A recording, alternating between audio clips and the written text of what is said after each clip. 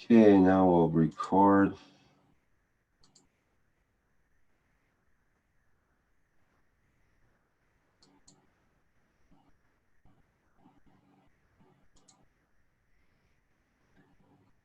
And welcome everyone to the 24th International Testimonials in Any Language, where you can share your plasma experiments and experiences. I'm your host today, Rick Crammond, and we'll have some testimonials from various people from the Keshe Foundation as we go along here. And just checking and see if we're broadcasting in all cylinders here. As far as I know, we are. Okay. So welcome to today's show. And do we have anyone that would like to start with today's activities? I know we have a video from Pia that we could play. Is there anyone else that needs to go forward toward the beginning of the show here? Art fonts, turtle, or fonts?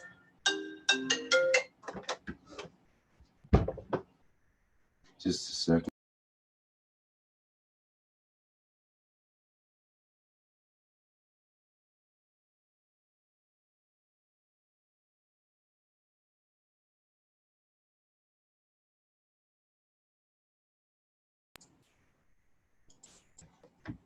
Okay, let's see, is Pia's here. Let me promote you to panelist Pia, and maybe you would like to set up your video, set up the situation of it.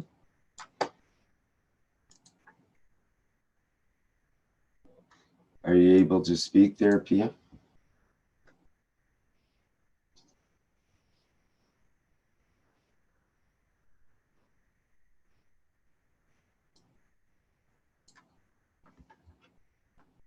Hello, can you hear me? Yes, hi, Pia. Hi, I'm sorry I couldn't find the microphone. I have that trouble myself quite often. Yes, thank you. But I have the video today, but maybe it's better to wait to 9 o'clock with this because then we have Evelyn from Vienna with us and Danny Moe who can translate. Oh, okay, sure. Yes, because it's a car unit we want to, and it is this unit she have made. Okay, great. Yeah. So that'll be in another hour? Or, yes, 45? about. Okay. Yeah. Yes, if that is possible. Sure, thank you. Yes.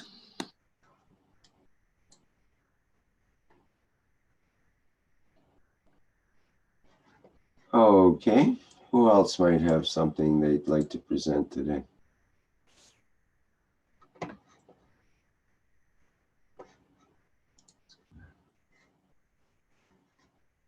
Have a look at their comments and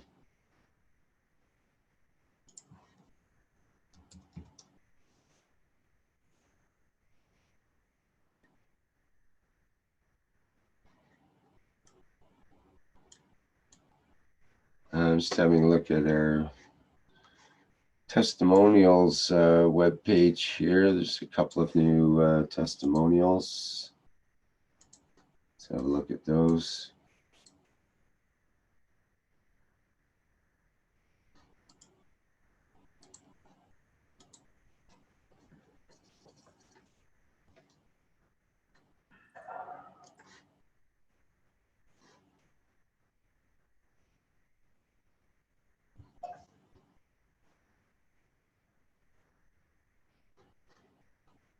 There's testimonials been submitted. By the way, people can go to the testimonials.keshefoundation.org website and And you can fill in the form there, and your testimonial will get published in the Testimonials website. So this is one from Zoltan on magnetic attraction, and it's a replication of Mr. Adrian Fulton's experiments. And Adrian had shared previously the magnetic influence of H2 GANs on the ping pong balls and wood and aluminum pieces. So Zoltan repeated his experiment, and he says, in the initial phase, I used ping pong balls that I filled with H2 GANs, the black, and I spun a ball filled with water from GANs at a lower turn around near the ping pong balls. Over the course of 2 weeks, it was filled with the above-mentioned fields and gained extraordinary properties. The magnet attracts. With this initial success, I put wood blocks in the glass bottle containing H2 GANs after I shook it thoroughly.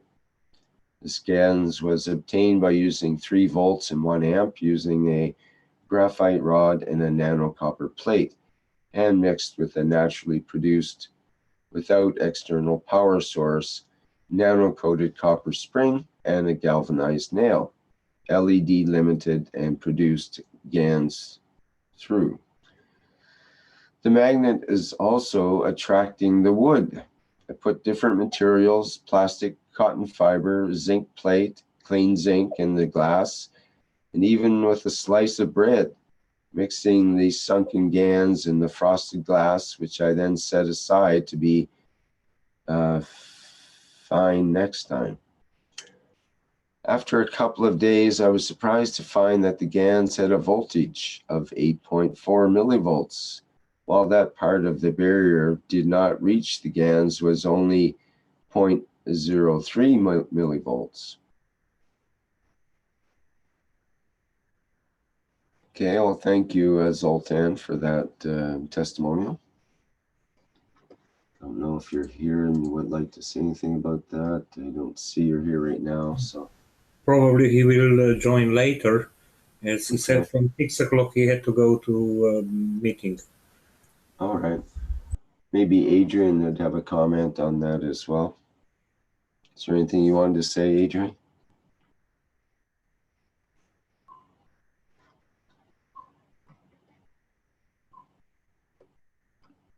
Okay, and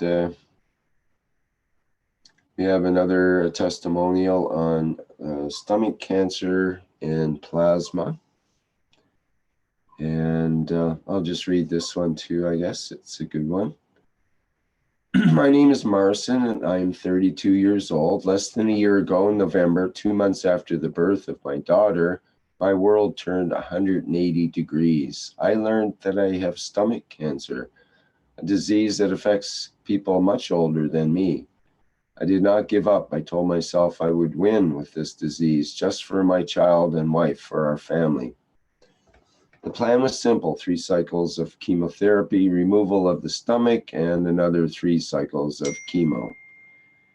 However, in my case, not everything went according to the plan.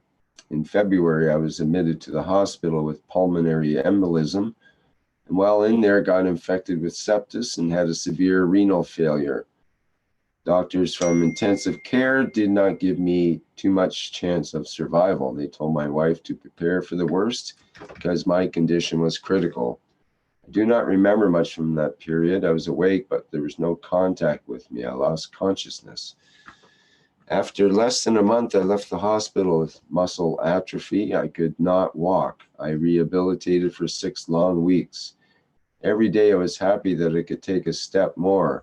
In the end, I could set aside my slimmer frame and Zimmer frame and crouches and stand on my feet, crutches and stand on my feet. The surgery was set for May. I was happy that the cancer-related nightmare will end soon and I will be able to enjoy life again. However, even this time, not everything went my way and doctor's way. During the operation, it turned out that the cancer spread on the perineum. The doctor's words after surgery: "You have 4 months to live. Please organize your home care. You'll be fed internally because the cancer will close the esophagus again." My world has collapsed. How is it that I will not get to witness my child's first birthday? Paula is her name, will not remember me. I decided that I would write letters to my beloved daughter so that her mother could read them to her, and later would pass them on to my angel on important occasions. It's hard to describe what I felt then. I broke down. I did not want to fight anymore because there was no help for me anyway. The wife did not give up. She looked for help everywhere, and that's how we found Mr. Merrick, a man thanks to whom I now describes my story 6 months after the surgery. Merrick gave me ganzas, small vials with substances that I had to throw into a bottle of water and drink it. He explained to me that a lot depends on what is in one's head. Gave me hope that I will live. Today, after half a year of drinking Gans water, I can say that I'm healthy, that this is what the CT scan and the oncologist said, who himself was surprised that the cancer that was to grow quickly and attack other organs disappeared just like that. I know it's thanks to Merrick and the Ganses I got from him. I am in the 2% of patients with stomach cancer who beat it. Now standard checks every 8 weeks because there is a possibility that the cancer will relapse. But I know that while drinking Ganses, this will not happen. Thanks to them, I lived to see my child's first birthday. I am functioning like a normal, healthy guy. I look so good that doctors and nurses who pass me in the hospital corridor are shocked that I look so good, that I'm not in the hospice, that I am alive.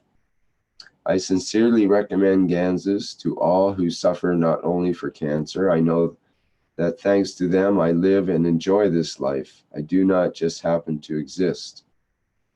And it's in italics that are in brackets, the medical test results available in the Polish language.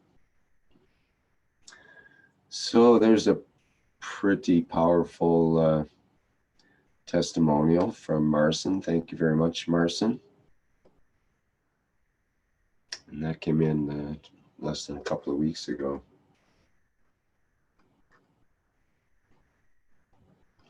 Any comments, or anybody have any anything they can add to that?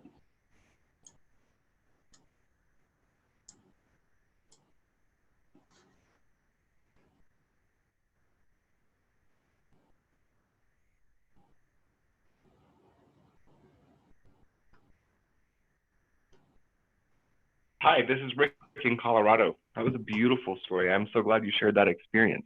Whose story is this? Is it a knowledge secret? It's Marcin from Poland. I don't know the last name, but that's the name I've got in this testimonial. Oh, thank you, Marcin. Perhaps someone knows this person and can attest to that. I don't know.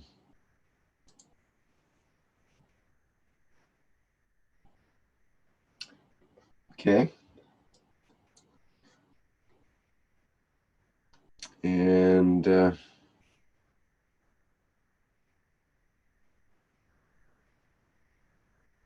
well, we can go through this one as well. It's a third one, and I think the ones after that are previous. So we have from Corinne in France, reactor plasma.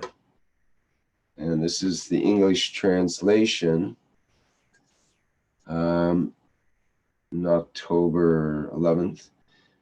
Testimony concerning a reactor. For 15 days, I started a small reactor made in China, transmitted by Hadil, With the intention being peace, I put the CO2, GANs waters, and I believe distilled water. From the start, it worked very well.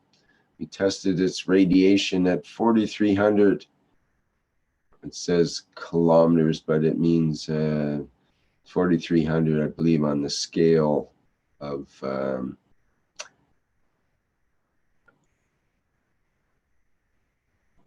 or perhaps they are talking about revolutions per minute, is something lost in the translation there.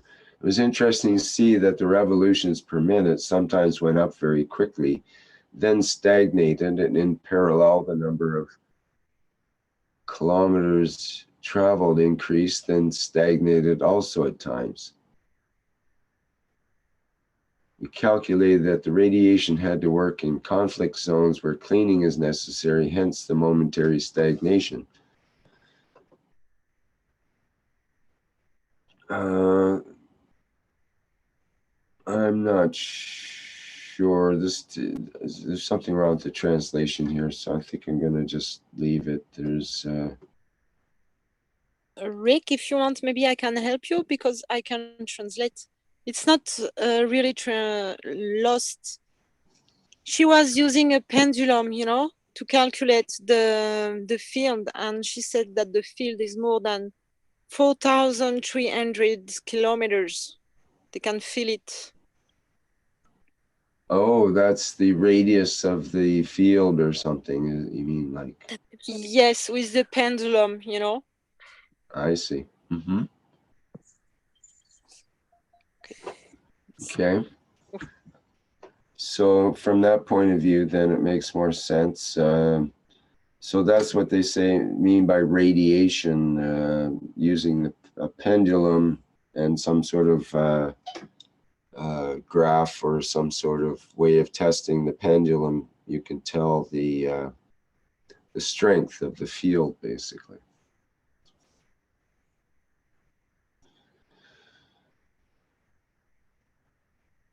Okay. Just read the rest of it, I guess. When the radiation reached 4,300 kilometers, I slowed down the reactor and then extinguished. We felt very strong vibrations. The next day I put it back on the road, and this time it was above maggrav, connected to the maggrav, and I also plugged my live box on the maggrav. This time the radiation reached 10,000 kilometers. It rose to 90,000 kilometers a few days later, when my intention was to extend the peace by amplifying the 4 reactors of Joel. We started them at the same time. Since 2 days, I've fed the maggrav and the reactor of the particular intention on Burkina Faso and all the regions of the earth in conflict. A friend came to know the reactor she found very beautiful with its flying saucer shape. I told him that at times I felt he was going to fly. She wanted to explain to me in detail what was happening in Burkina Faso, but at that moment the reactor, which turned at more or less 13,000 revolutions per minute, made a very fast jump up 50 centimeters above its position initial to fall to the ground. A slight smell of warmth emanated from it. Nothing is broken, but the ball is blocked. An hour later, I tried to turn it on again, went up to 9 revs per minute, and then reset to 0. I will test tomorrow, but I have the impression that the maggrav does not act either. To be continued. Corinne P. And tested by Fabian LB, a therapist and radio ethicist.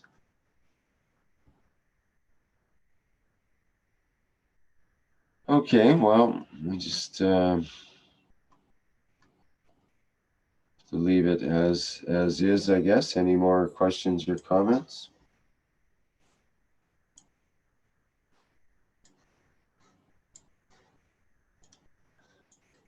Okay, then who has something else they'd like to bring up or present at this point?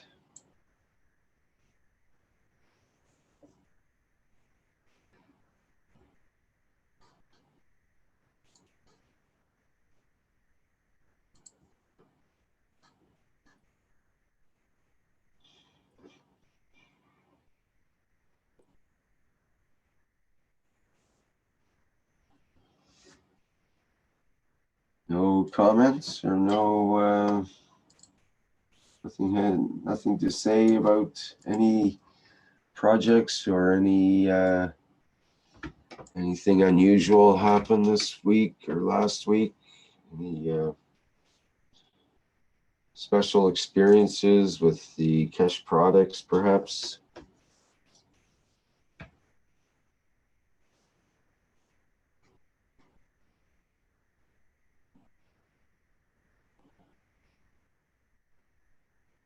Lucas says, do we have any protocol for epileptical crisis convulsion?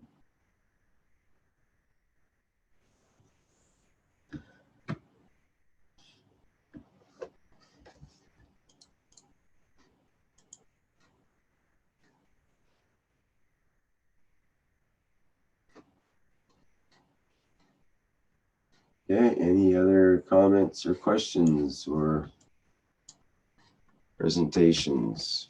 We have some presentations coming up in about half an hour here.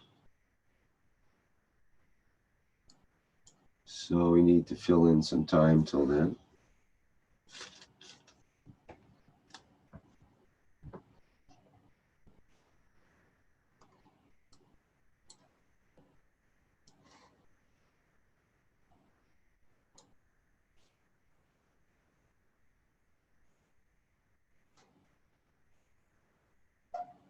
And see what else do we have that we can show here.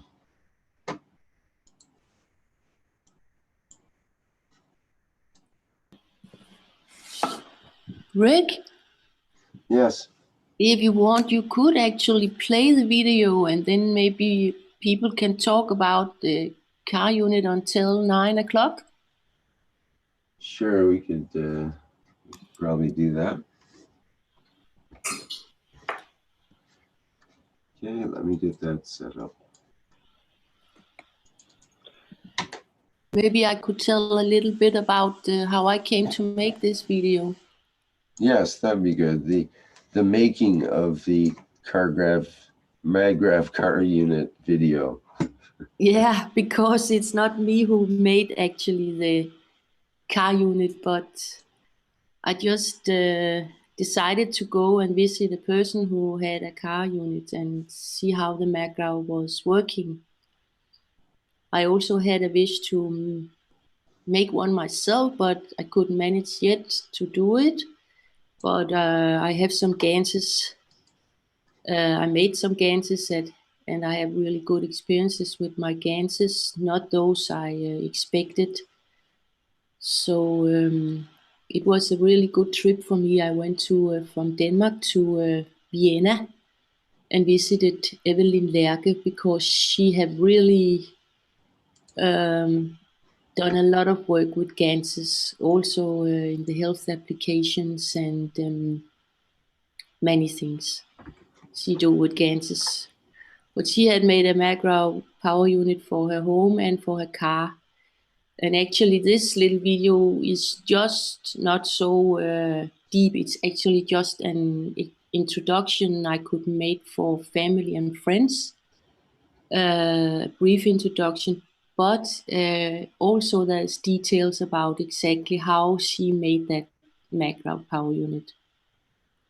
So this is what it is. Okay, there's audio with it, is there? Should I turn up the audio? Yes, because there is a voice on it and there's also music which is not copyrighted, so it's free to play. Okay, great. Yeah. Okay, it looks to be about 8 minutes. I'll start playing it now. Yeah. Let me know if it's too loud or not loud enough.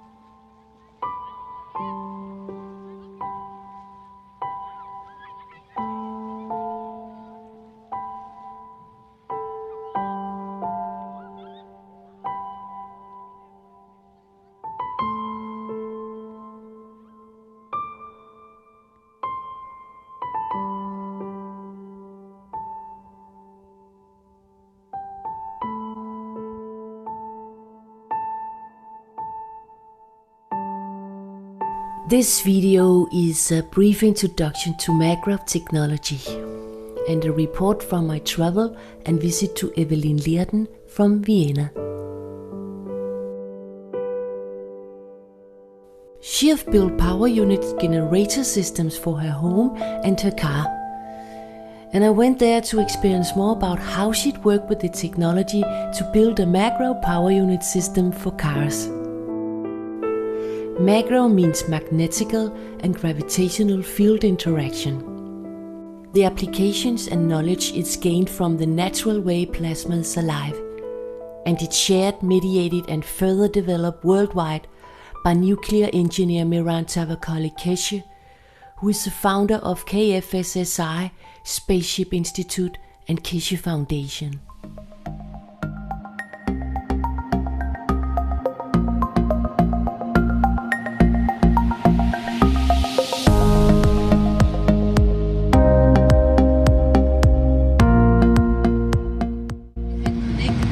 Your car already. What you have? It's your new car. Yeah. I will explain a little later. I see you're running the reactor. It's running. Yes. This reactor is running because you turned on your car there. I see the spinning. Yes. Later. We will explain more. Thank you.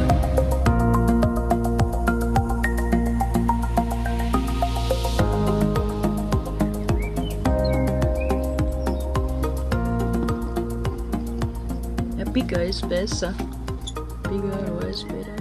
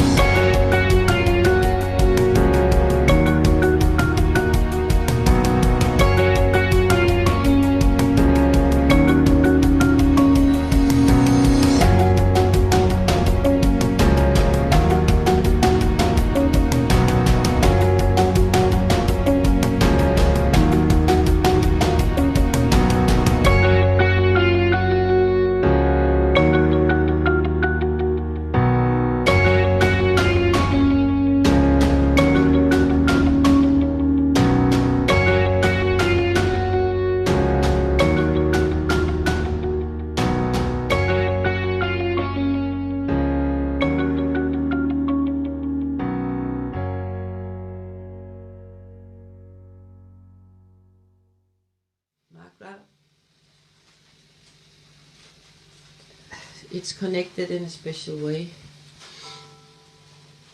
And here is ganses placed. Very beautiful one.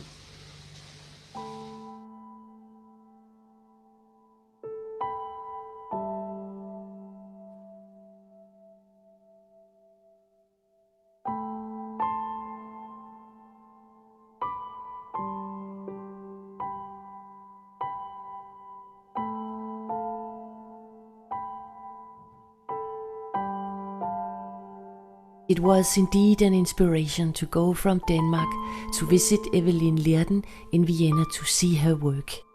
This report here is just a little taste of how much work there is in progress worldwide with plasma and magnev technology, not only for energy, transport and space travel, but also with health applications and agriculture. The Keshe Foundation discovered that GANs, dried as well as bound in water, is useful as a source of energy, or can be usefully applied in health applications and agriculture. Once GANs is produced, it can be stored in distilled water to keep it moist. If you want to know more about how to produce GANs and nanomaterials in a simple way, and if you want to know more about the technology and all, it is possible to go to KF Wiki and kfssi.org or keshefoundation.org, and we link to the websites below this video.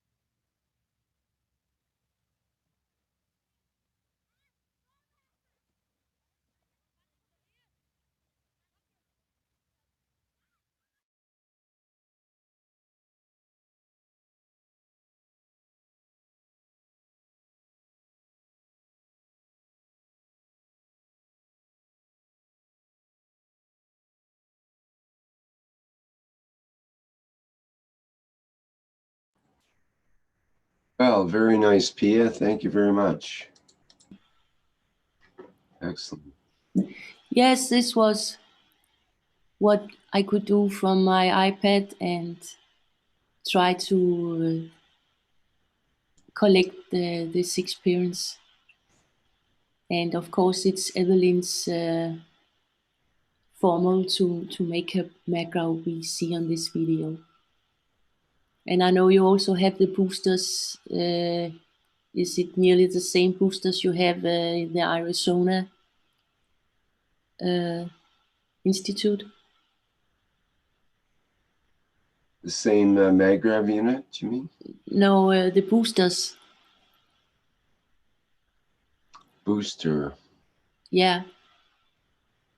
The batteries, you see how you build the boosters on this video.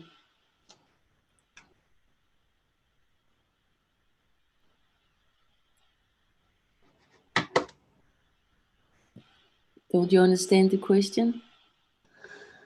Well, you mean like these units here, the Yes. coil? Yeah, she called those the boosters. Boosters. I don't know about boosters. Oh, they're also described in the Arizona Institute. They're using the boosters for the macro systems there. Okay. Okay, but that's okay, yeah. Yep. Thank you. I see. So these are filled with GANs. It's nano-coated inside first with the the coal caustic method, and it's interesting that they clean the outside of the tube, make it shiny copper, but the inside has the nano coating with other substances. Yes, and I actually wonder, I also had many questions for her, but maybe you know about this material, Rick, the titanium and the deuterium. Is it actually necessary to use this material for this car unit, or do you think that we could have the same results without this? Without the without which materials? The deuterium? Titanium and deuterium, yes. Titanium, right? Yeah. I don't know. They would have had very specific reasons for using titanium. For example, titanium oxide is used quite a bit in nanotechnology. It has special attributes to it. So maybe they had a good reason to use the titanium, and of course the deuterium has the possibility of having special qualities as well. So if any time any of the ganses or any of the materials get replaced, then it becomes in a way a different experiment. So it may work equally well or better or not so well. It kind of depends on each situation, I think, and partly to do with the abilities and intention of the craftsman involved and the knowledge, how deep in the knowledge is one going. Maybe the higher gradient levels requires more finesse and more knowledge in order to extract the things we want to get out of it, whether it's energy, new materials, lift, or health benefits, all those kinds of things. Yeah, that's what I was interested to maybe hear more about, because I got the expression that, or the what you call it, the understanding that many people have built different kinds of car units, and I have not heard about using the deuterium and titanium before. So it must be possible also. People have results. Maybe there's someone here who can tell about it. I don't know. And if someone has something to say about that, please say it or type it in the chat.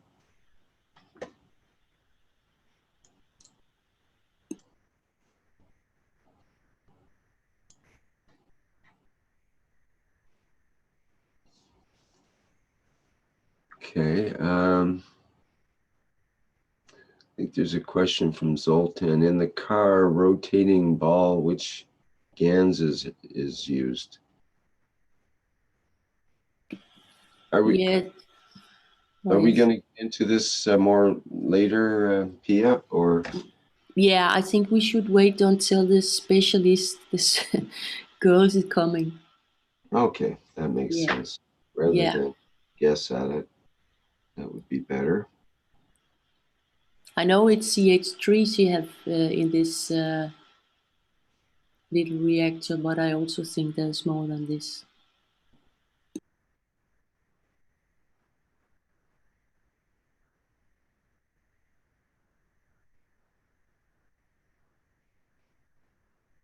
Adrian says in the chat that titanium and deuterium were used in this booster. Okay, thank you, Adrian. Yeah, actually, I also made this video as an idea that maybe more people could do those kind of small videos of what they have from experiences with working with ganses or small devices or applications. Yes, indeed. It doesn't take, if you only have maybe half a dozen pictures, just still pictures, you could still make a video with was nice with the background music you had and the description and so on. It was help paint the picture and give us an idea of the surroundings, the background, the environment that this was all about. It makes it way more interesting than just you know, a dry picture or a simple one-line explanation. Yes, I know also there's many out on different kind of videos in YouTube, and so there's a lot to look at. But descriptions of what can be done, that this is really exciting, I think.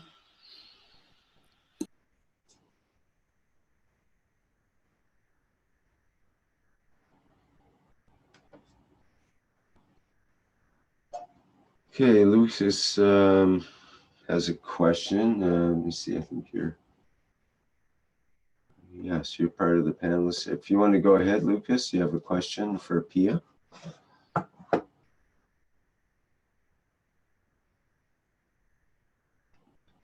Can you open your microphone, Lucas? I'll try to unmute you. Maybe that's what we need to do. Go ahead. Hi, Rick. Hi, Pia.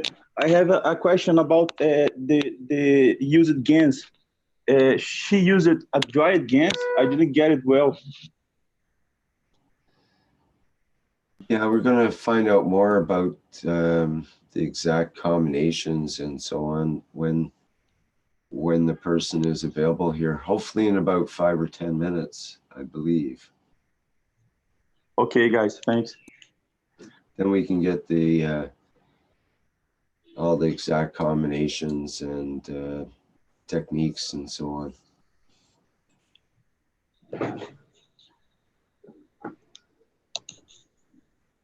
Okay, let me see. We need to probably wait for a few more minutes here. So what else can we discuss about that?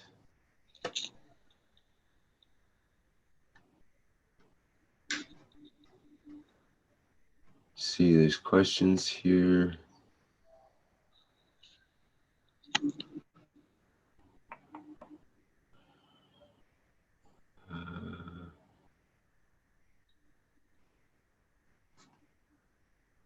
Just trying to see if there's anything we can work with right now. It seems like we have to wait on those.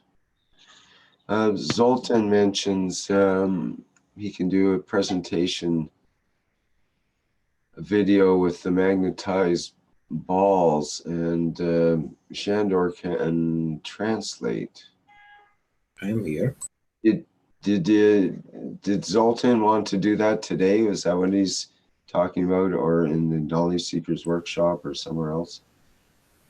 Can you find out, Shandor? Or?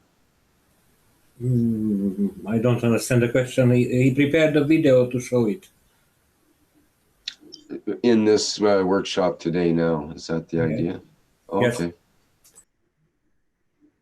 Well, perhaps it's a good time to do that now, and then we'll get back to this one after Zoltan's video. How does that sound?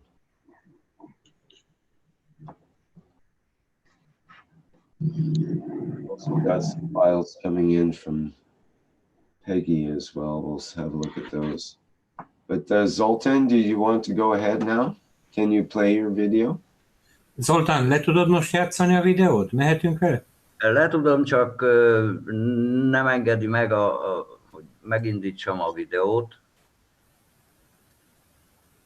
He would like to, but he cannot start the video for some reason.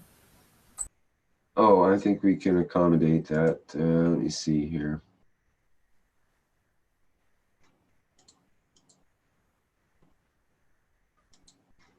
Allow to start video, and then I can ask to start video. Okay, I think that should do it. He should be able to, I think he should be able to start the video there now. Okay. Most elindítod a videót. Azt hiszem, hogy előre viszem ott egy kicsit, mert... Újra kell megosztani, mert a könyvtárat látjuk. He has to share because we don't see the video. We see Robot. A megosztás gombot nyom meg újra, és válasz ki a videót, ami megy.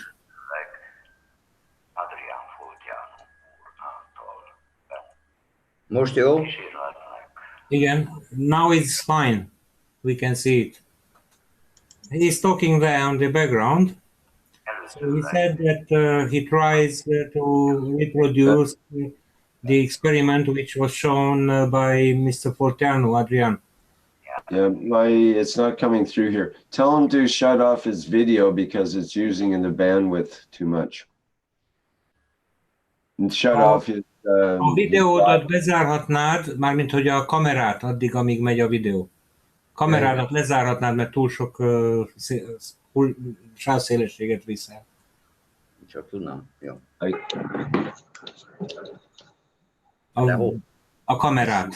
I think I can do that. Zárja be ő. Nem tudom bezárni. I did it. That's it. Right. Perfect. Okay, because I'm just getting a black screen right now, so trying to let's try and the screen sharing once again. We see fine the screen sharing here. Not from my end.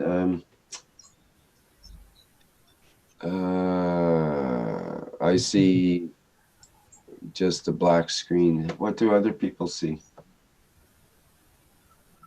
Any other feedback on that?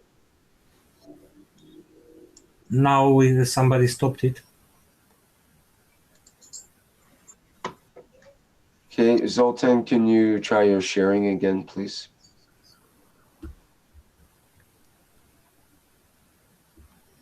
Here we are. Not from me. It's black screen. Everyone, it's okay. I see it as well. I also see the video. Me too. Nem tudom, nem indult el, vagy? Just it doesn't play it. Rick nem látja a videódat. Valami probléma van nála.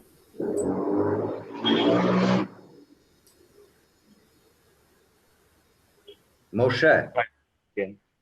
Can you see it now, Rick? No, it's just a black screen for me here. It's not coming through. It may be a problem on your end. What was that, Lucas? Sorry, I muted him. Yeah, all I heard was a De nem indul el a videóm. His video does not start.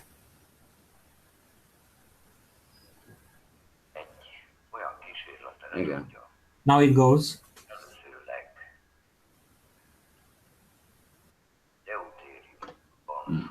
Can you see it now, Rick?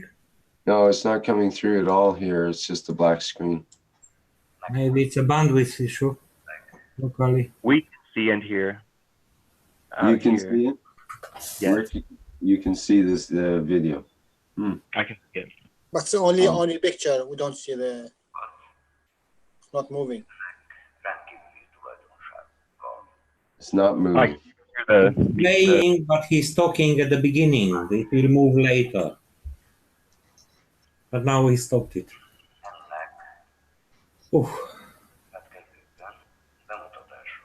Zoltan megint nem látjuk. Is he sharing with the share computer sound and optimized for full screen video clip? Could you ask him if they should be both checked if he's sharing his video?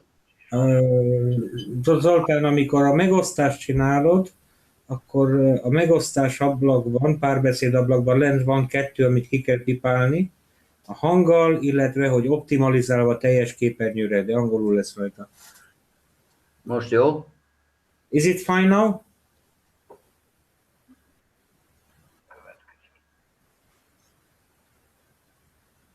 To me it's good. I'm not hearing the audio anymore, but I can see the video.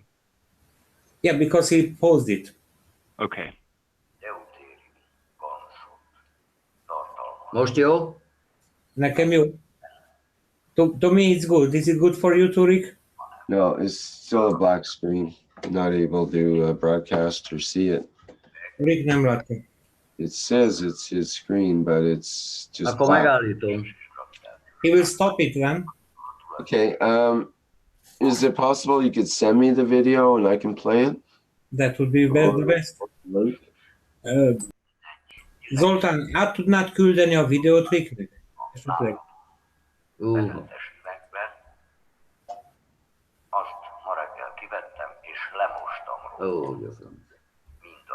Most halljuk, de nem látjuk, eltűnt mindenki fejéreget.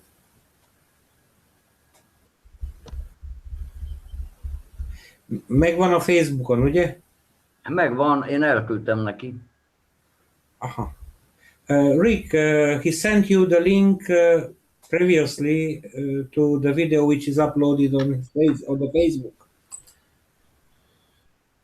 Can you open that? Okay, I will try to find it. 2 hete. 2 weeks ago. I think it's in the Spaceship Institute group as well.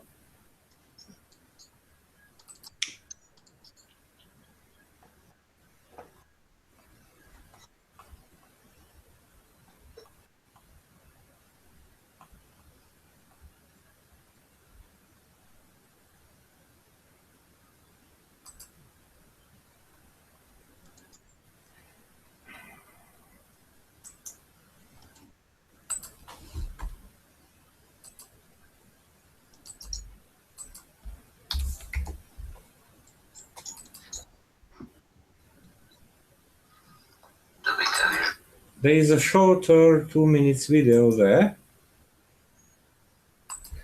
Rick, I will send you through the meeting chat if you can open that. It's the last link. Okay. Also through the Zoom chat.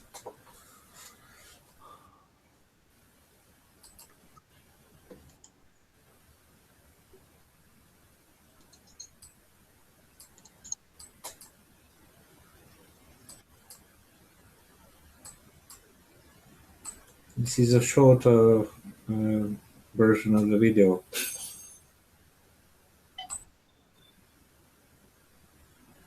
All right, let me get that lined up here.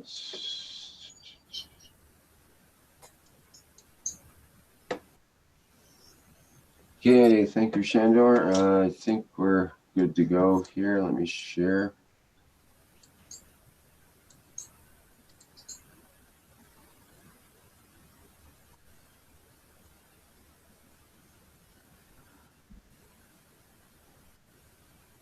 You can make it full screen. No, it takes over my whole computer and I can't see anything else. I can't work with any. Oh, I understand. 3 monitors are not enough for your big work. Oh. Well, the other 2 monitors shut off when I put it to full screen is the problem. So, no problem. So I could try to share it from here if it would go. Question is whether you will see it or not. If you think you... Do you have enough bandwidth and so on? You're okay that way? Sure, I'm on the gigabit connection. Right. Let's see. Sure, if you want to. Can you see it now?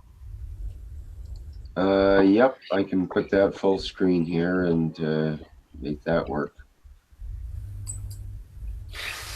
Többé-kevésbé nyugalmi állapotba került. So this is a shorter version of the video. Now he says that now the suspended pieces are in a balance, not swinging.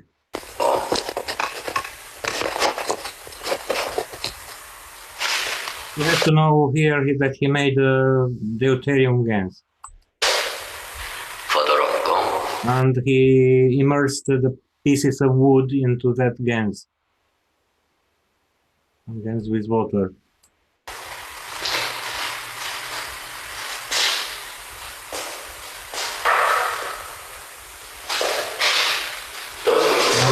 his hand is packed with magnets.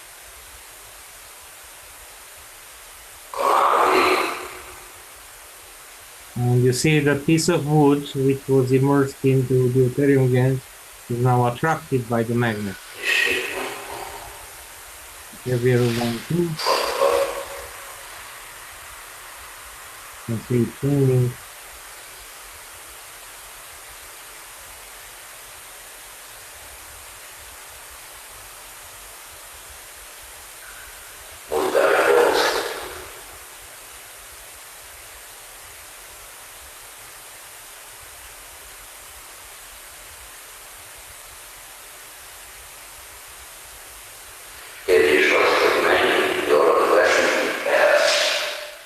The question is in how long time would it lose its magnetic properties?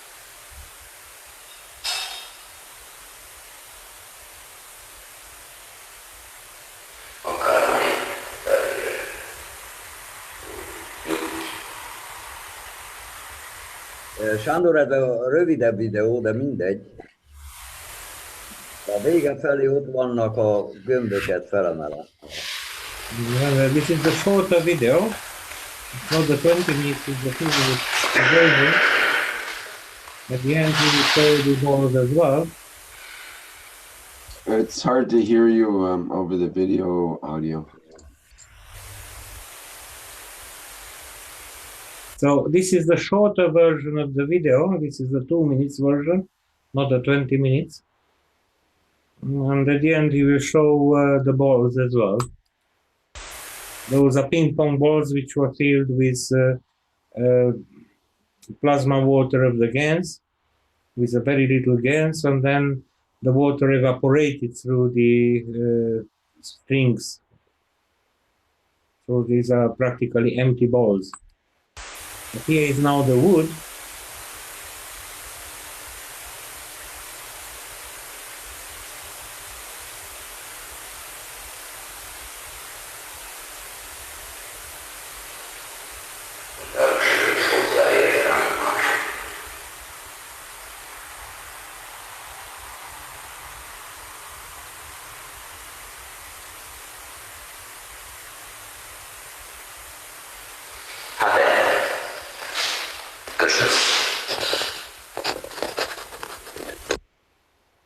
And that's the next one.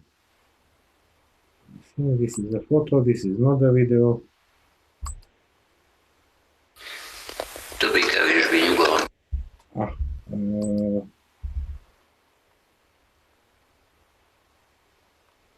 Here it is, the next one.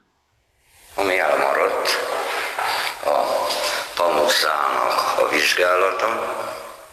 Now he checks the cotton string which was immersed into that gas.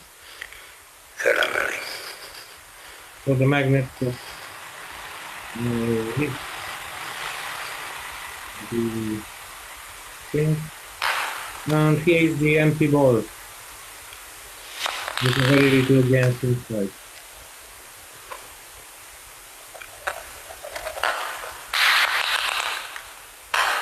Ugyanúgy bármelyik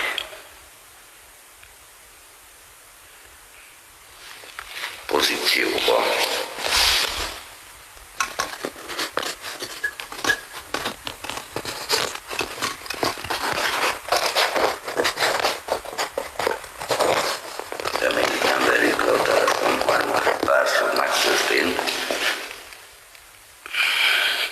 Camera is sideways.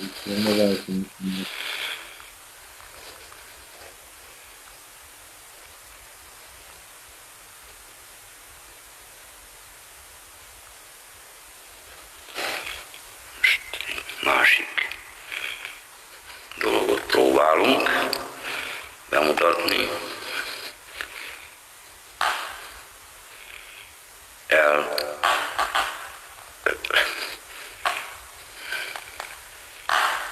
Just a second, there are several people, Angelo and Christian, who cannot see the video.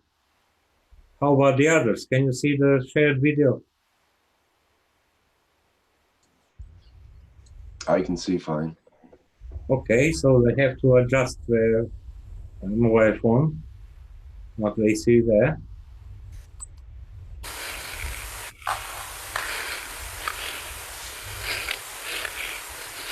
Na olette.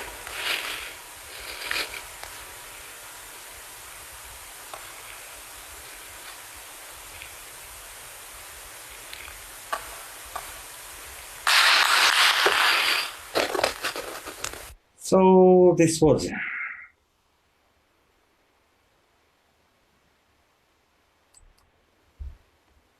that was it. That any word. Very good. Thank you, Shandor, for showing that. You're welcome. And probably Mr. Adrian Foltiano is also here, and he may want to show his version, which was the first which we have seen. Yes, and perhaps he's got some later work that he's been doing as well. I'm here with you. Good morning. Hi, Adrian. Hi, Rick. You need, I'm show originally experiment.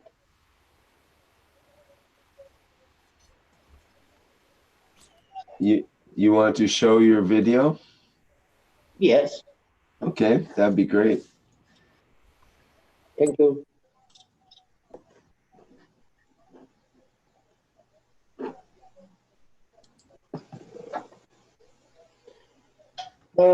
This is originally ball from this experiment.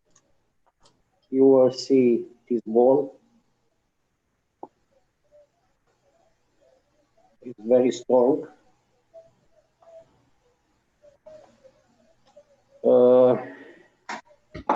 I show for you aluminum plate.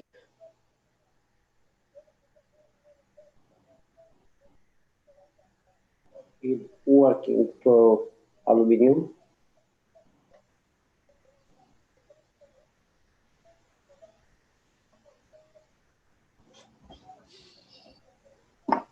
It's a keyboard. Wood.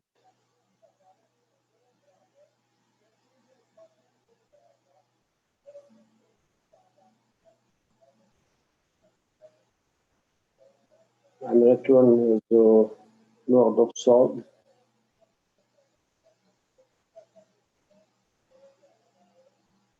Is working. The color from the Italian guns from plasma liquid the Italian guns turn from CH3 color into aluminum. It's working. I am here on full wall. Look, it's full.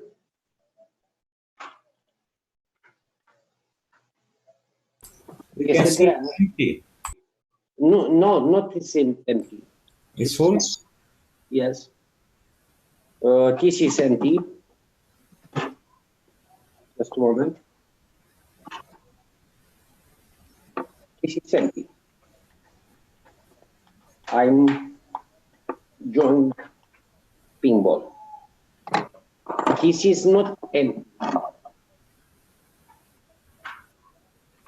Yes, it's heavier. Yes. But look.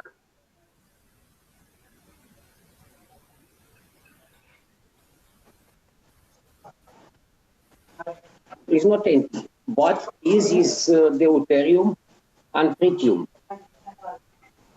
Într-o anumită proporție, domnul Șantu, nu știu. Deuterium and tritium gases mixed in a certain proportion. Are there ganses or only GANs water? Plasma liquid only. So there's no particles inside, no black particles? No black. Ah. Look this.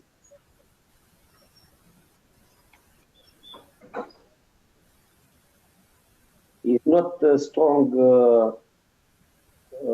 from empty ball, but working in this method. That's pretty amazing, all right, yeah. Did it take time to do that? Did you have to let it sit for a while, or did you train it somehow? A durat un timp ca să se formeze sau la... Nu, de la început. Cum am umplut-o s-a format așa. Immediately as he filled it, it's in that condition, without preparation. Dar nu am folosit plasmă lichidă și gans la început. Am deshidratat gansurile inițial, după aia le-am recombinat cu apă și am umplut această bit. Originally, he dehydrated the ganses, and then he recombined with water. And he took the plasma water from the recombined dried gans with water. The other ball, which is empty, I understood that took some time to form that strong field that called the big wave. Right, yeah. Yes, this is empty and this is full.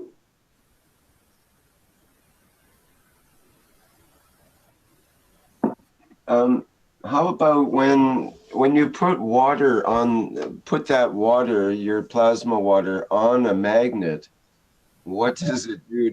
Is it attracted to the magnet? Does it spread out all over the magnet, or how does it respond like to a few drops to a magnet? I'm wondering, like, would you be able to Ați încercat cumva să puneți câțiva stropi de apă plasmatică pe o suprafață și să apropiați magnetul. Cum reacționează apa plasmatică de deuteriu când apropiați un magnet, doar de apa plasmatică, fără bilă?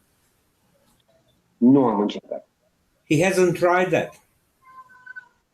It would be interesting to see whether the drops of the plasma water are attracted or not. Okay, very good. And I've got a question. Does it ever show repulsion, or is it always attraction? Manifestă vreodată repulsie sau doar atracție?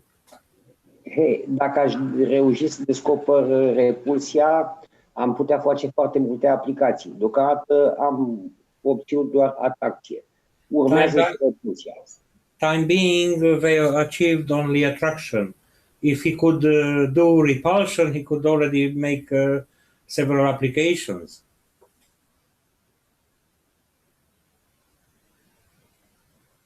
So time being, it's attracting.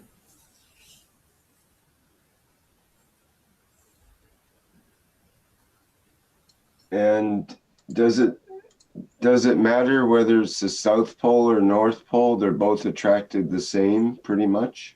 Contează dacă e polul sud sau polul nord, sau ambele reacționează la fel? Vă arăt încă o dată acea plină. He will show again with the full ball. This is sun pole. And this is other pole. This is other pole.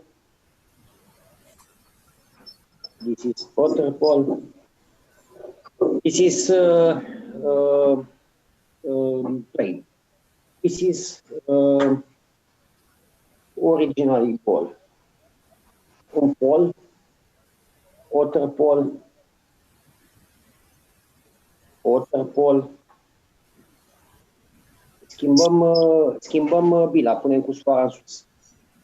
Și dacă and if he changes the position of the ball, it's the same. So it doesn't show any polarity differences. Right, I see. Yep. And this is ball full. Full ball. Okay. Another question. Do the two balls attract each other? Hold them both up by the string, the empty one and the full one. Are they attracted to each other? O altă întrebare, dacă atârnați cele două bile aproape una de alta, dacă ele se atrag sau nu? Nu fac nimic. They don't do anything.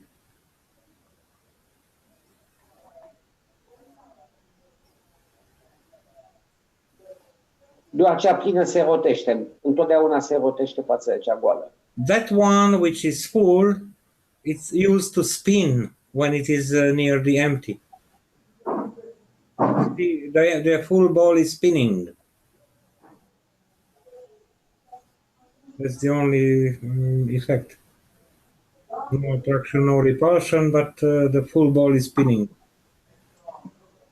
Yeah, that could be due to if there's a twist on the string or something, that could be, the heavy one will tend to want to twist that way. But yeah, interesting. I am here on ball, identically from this. This is empty. I am unsparto. I'm broken intentionally. So intentionally he has broken one of the balls which worked like the previously shown empty ball. And look. Once it's broken, it doesn't show the effect. Nothing.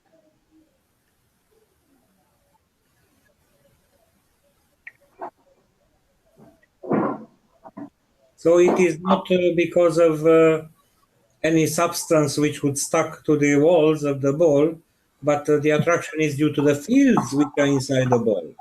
It dispels the attraction of those fields.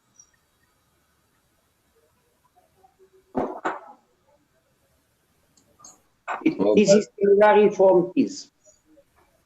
This is similar from this. It was the same as that one that was attracted before, but now it's not. Yeah.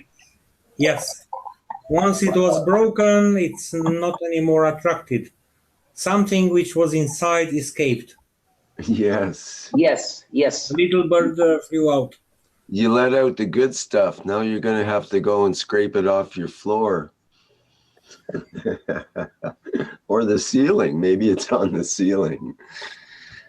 Where does the good stuff go when you crack the ball? Did you notice anything when you opened that ball? Like, was there a strange smell or anything you noticed by sight?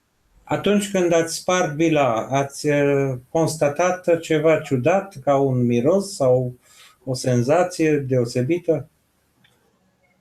Nu, dar cred că pot să vă arăt. No, but he would like to show something.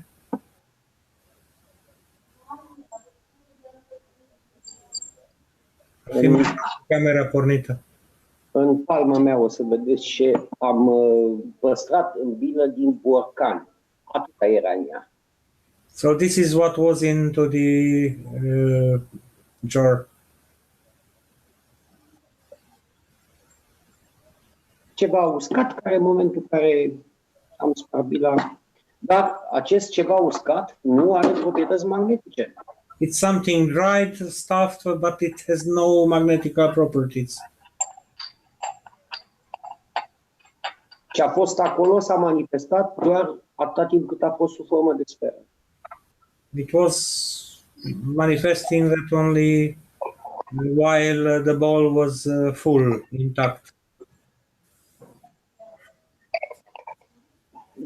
De-aia păstrez în acest borcan tot ceea ce am găsit în sferă.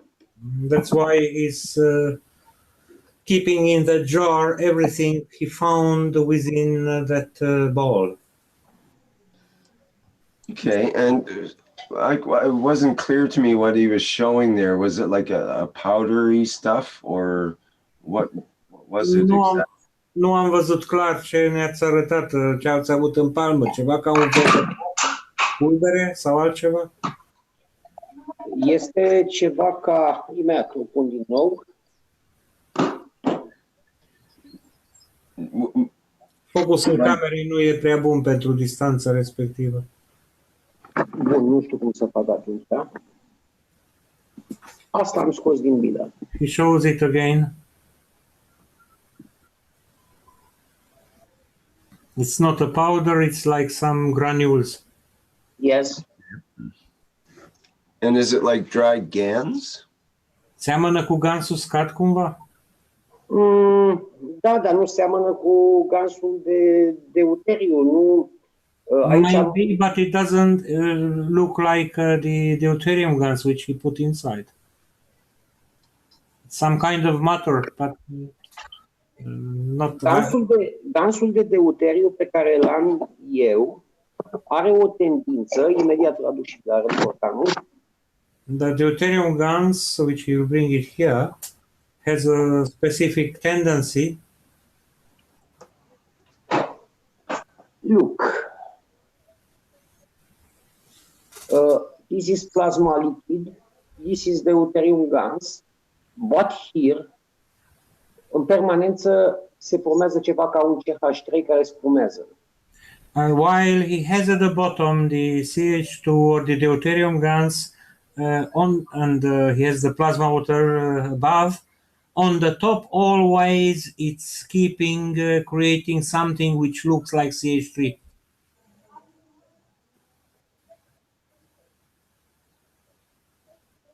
Așa se comportă. Nu am la îndemână să vă arăt, am făcut gaz de deuteriu care deasupra face ceva albastru, ca și cum a interacționat cu hidrogenul.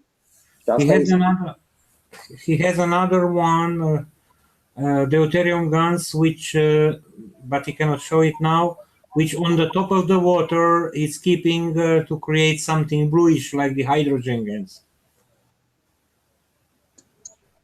Asta explică ceea ce ne spune domnul Keshe, că deuteriul este capabil să se plieze când pe hidrogen sau pe tritium. As Mr. Keshe said, the deuterium has the property that it can flip or switch into the hydrogen or the tritium state, those directions.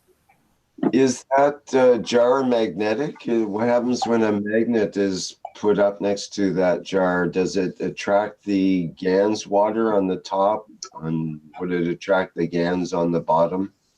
Rick vrea să vadă borcanul acela pe care l-ați pus deoparte, ce se întâmplă dacă apropiați magnetul de partea de sus, nu de jos, partea de sus a apei, atrage ceva sau doar atrage în partea de jos, oare? Nu atrage nimic. It doesn't attract anything on the top? If it goes down, down, down to the bottom, și acum? Nothing. No, it doesn't attract anything. Only from the bottom. Thank you. Yeah, that's very interesting. I have a question why though.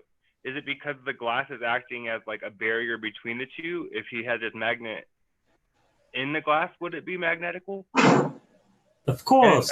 Magnet? So it's the glass that's acting as a barrier. Well, glass isn't normally a barrier to magnetic fields, but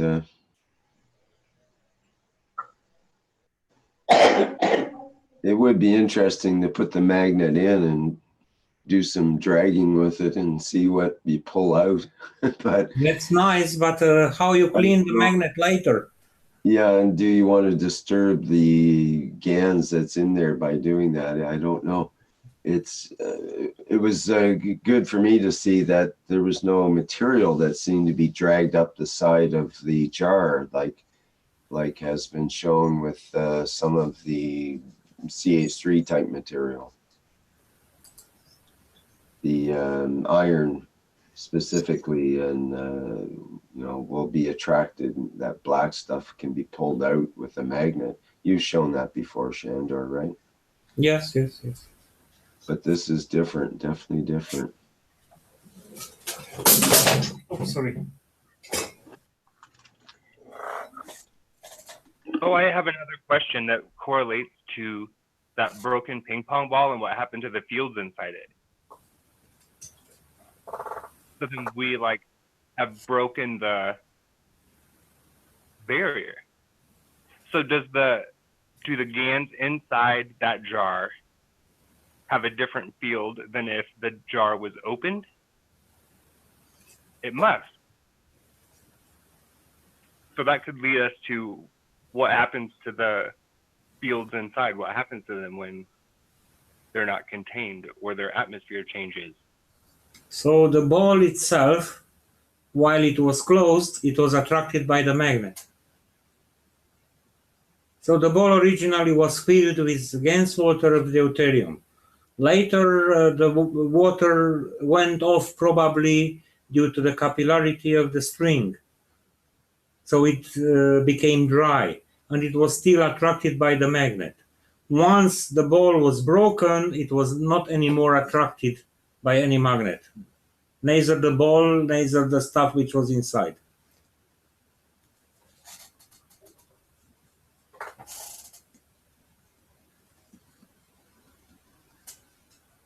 Because the fields change. The containment of the field. Assume that, perhaps. I'm sorry, Rick? We could assume that, but we still need to, you know, maybe make sure the variables are all correct and so on as well. But it's nice to think that the fields are, I mean, it seems that way. It seems like, or you could say the vapors of the GANs or the fields, the remainder after the liquid is gone and there's only a bit of particles left, and even they are not magnetic apparently.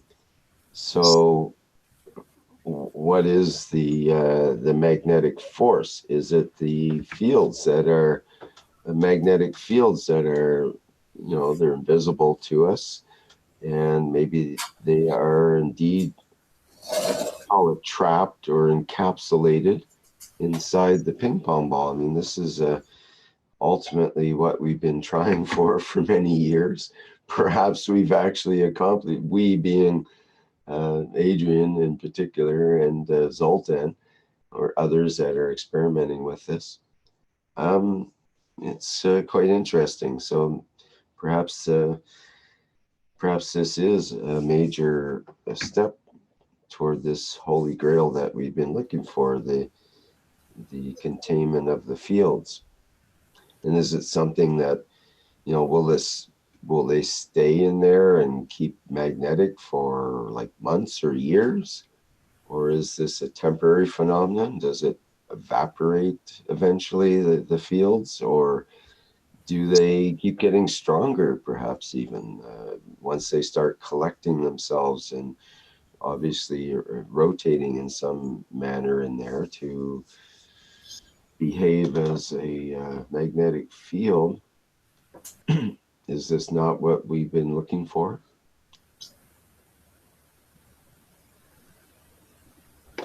So I think that. Sorry. Go ahead. No, please. The great thing is one knowledge seeker discovered this accidentally, and the other knowledge seeker has confirmed it by replicating the experiment with the similar results. So now all you can do the same. You can get not just ping pong ball, but a transparent plastic ball. You can make a setup for making a CH3 GANs. And once it's making CH3, you attach a little battery to it to accelerate the process. So you make a kind of CH2 or deuterium GANs or whatever. Actually, you make a black CH2, and from there, you extract later the carbon by putting it into another closed reactor for collecting CO2. You see the process in April 14 blueprint videos. I think it was the last part where John Breven has shown how they are doing this hydrogen isotope GANs in Arizona. So you see the procedure there. It takes some patience. You don't make it in 2 days. It takes a couple of weeks. But once you have it, then you can make a lot of experiments. Sándor? Igen? Yes. Annyit megemlítenék, hogy elég csupán csak a fadarabkát bemártani a ganz vízbe. Tehát nem a lesüllyed. So Zoltan emphasizes that he put the wooden piece, the piece of wood, he immersed it not in the gas, but in the water of the gas only. And that was enough to make it magnetic. Sandor, Rick, excuse me, is not accidentally. I show for you la întâlnirea următoare, nu știu cum să spun. O să arătăm și noi aceeași aprindere a plasmei care s-a făcut în China. He wants to show the same light up of the plasma which we have seen into the last knowledge seekers workshop. Of course, nothing is accidental. Sorry for my way of telling. They purposely made something. Just the effect was surprising. Yes. Că am spus că e accidental, n-a fost accidental, că ați avut o intenție, dar rezultatul a fost total surprinzător. Așa este. Aici ai dreptate. Accidentally discovered after 5 years of everyday hard work. There are no accidents.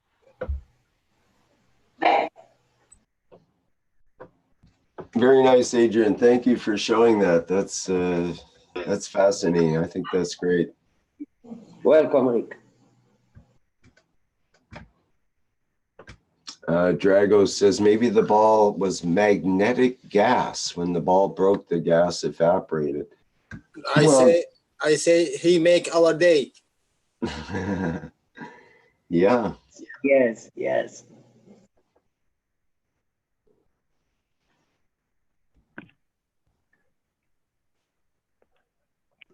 Do you mind if I ask another question? Go ahead. Because this leads me to a new question. Like you just said, maybe they evaporate, or you read, maybe they evaporate. But my question is, what really happens then? Do they, like if we want to look at it a little bit deeper, like does it shrink in on itself or does it expand and go do something else? So, well, what do you mean by they? What do you mean by they to start with? You mean the magnetic fields or the magnetic gas that was described in what I read here in the chat?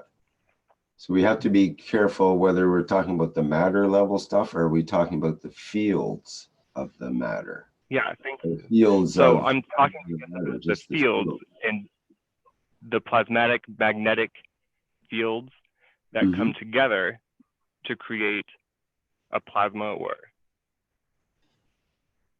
So what I'm learning in the book is if there's like a ray that is attracted to another ray that's just like it, they can connect and they become like a cycle, a circle. That's both magnetic and gravitational. So when that ball breaks open, I wonder, does that PMAT or that plasmatic magnetic connection shrink in on itself and stay really tiny, but still together? Or does it separate from itself and go off and attract to something completely different? These are many interesting questions. So the best thing would be to find the answers by playing a little bit, following the example of Mr. Folteanu and Mr. Sabo. Just make it, do it, observe it.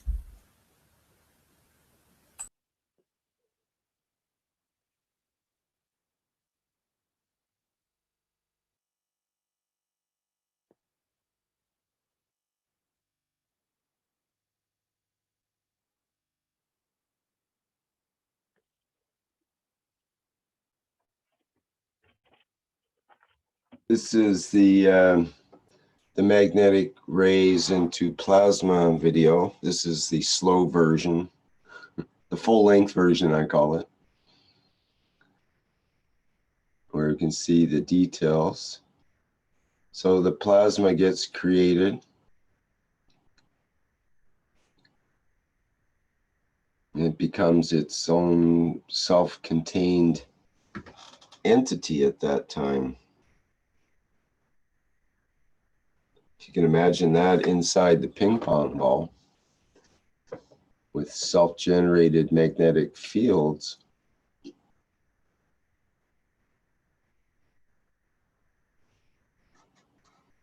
So I wonder when that ball breaks open, do those fields just shrink back in on themselves really tight? Or do they let go and become, you know, PMATs again?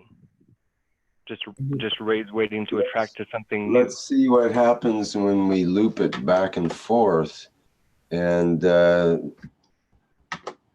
you see, so we start out normally with the rays, and then it works into the plasma, as we were seeing with the intertwining of the rays. And bingo, at the rotation and so on forms the plasma, which is the core of the free plasma. It could be called at the core of the magnetic fields. Now let's, hopefully this will play through to the end and then go backwards. Let's see if it works properly here. And we'll just watch and see how it untangles, let's say. Okay, there we go. So this would be the unwinding, let's say, of the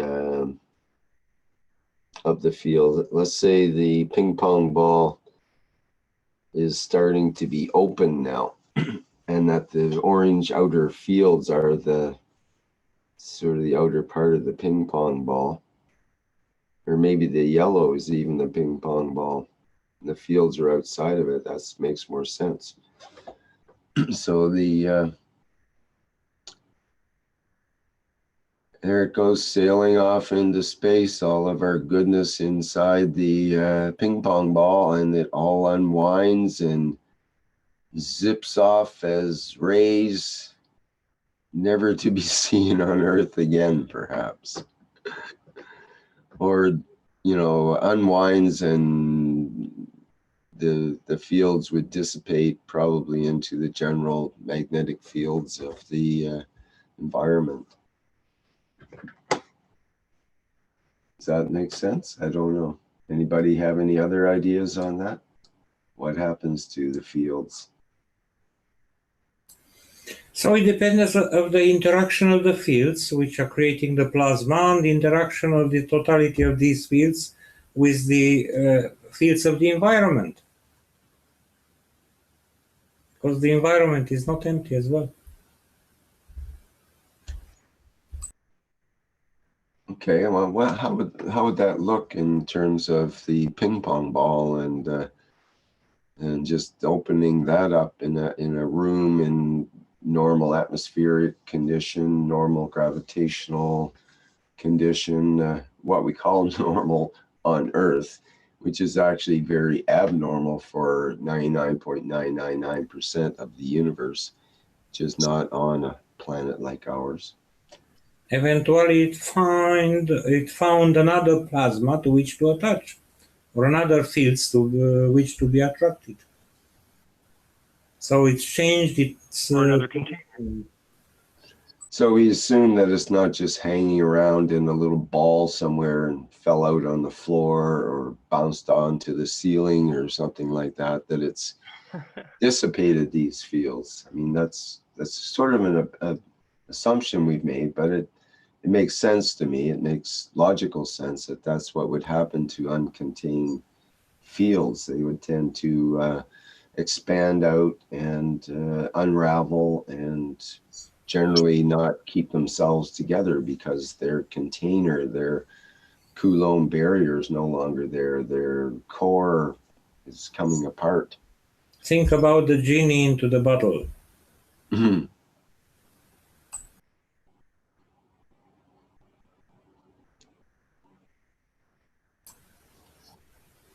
sometimes the bottle can be unplugged and the genie released. Mm-hmm. And you only get 3 wishes when that happens. Not the nice one. That's great. So almost instantaneously, however, when these PMATs become singular rays again, they'll almost instantaneously connect with something that they're attracted to in their new environment or their new container.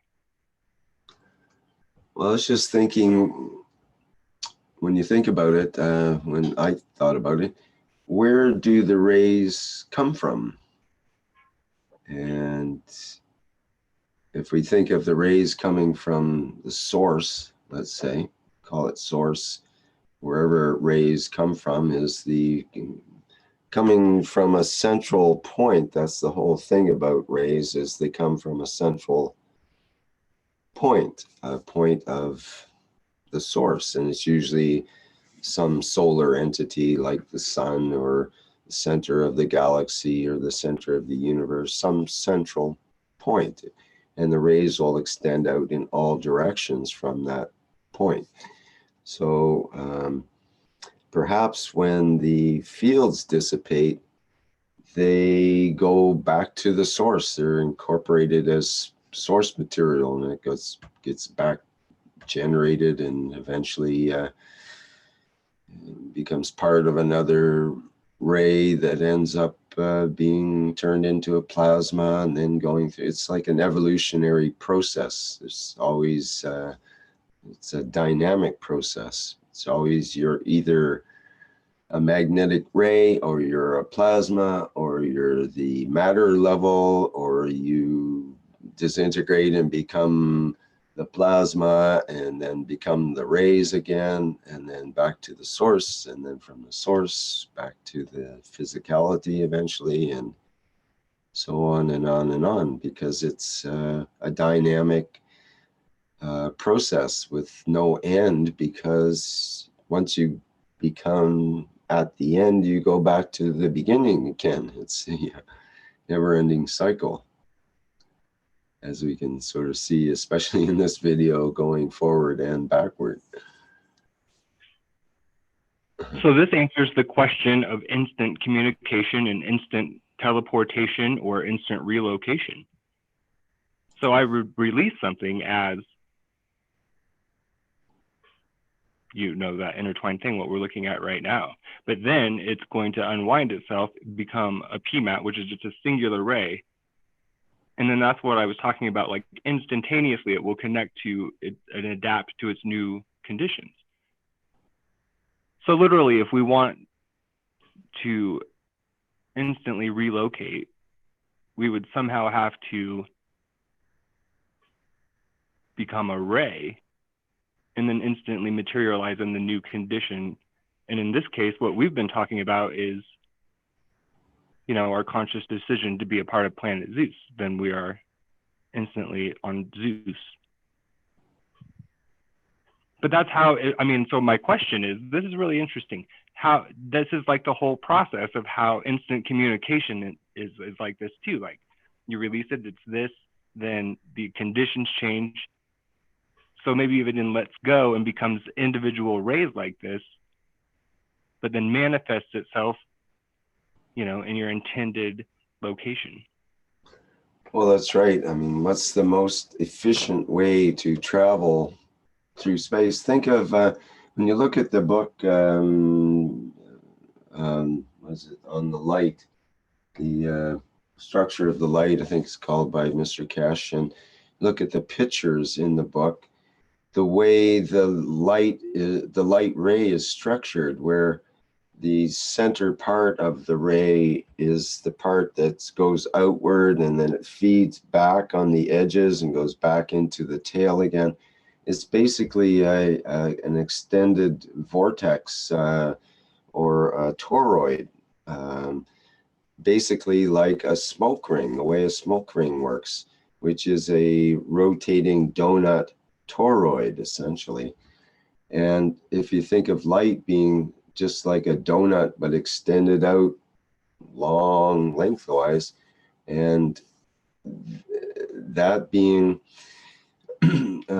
like there's, I wanted to bring up the point that in what's called, when you look at turbulence and flow dynamics and the way streamlining and smoothness works and so on, especially in fluids, then it used to be, and for many, many decades, that the engineers believed that the teardrop shape, the classic teardrop shape they call it, was the most efficient way to move through a fluid.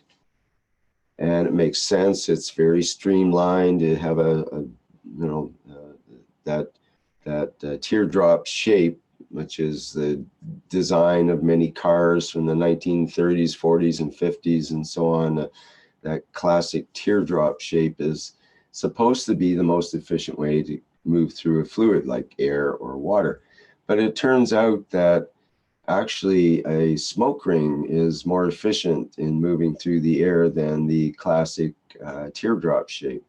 So that that toroid shape, in if you look at these rays right now, like that ray, and think of it as instead of a solid rod, more like a long tube that's dynamic, where the front moves along the side of the tube toward the back, and the inner part of the tube is actually moving forward at the same time as the tube is moving forward, and sort of going over the edge and then moving toward the back. So it's a dynamic entity. It's not just, these rays are not just like a ray of light that we can see, but this is like a magnetic dynamic ray that to travel through space, I believe that's the most efficient way for these rays to travel. That's why they're in a toroid, long tubular kind of shape, and that it makes sense that if it works with smoke rings in a or bubble rings that dolphins make and so on, those rings in water or in air can travel more efficiently than the best teardrop shape. And this is kind of mind-blowing in a way. So what if light can travel, or magnetic rays can travel, let's say, instantaneously rather than being limited to the speed of light, which we normally think of as the limitation for anything that can move. And then we get into the thing of, yes, you can become like a magnetic ray perhaps and do your instant travel, instant communication thing. And then at the end of wherever it is that you need to go to, planet Zeus or whatever, you wind down the magnetic fields and manifest as a plasma, a free plasma, with its own fields. It becomes its own entity. And that's sort of like when you land on a new planet, you become this alive entity then, that's because it's interacted with its environment and now has created itself in a way, becomes its own source at that point.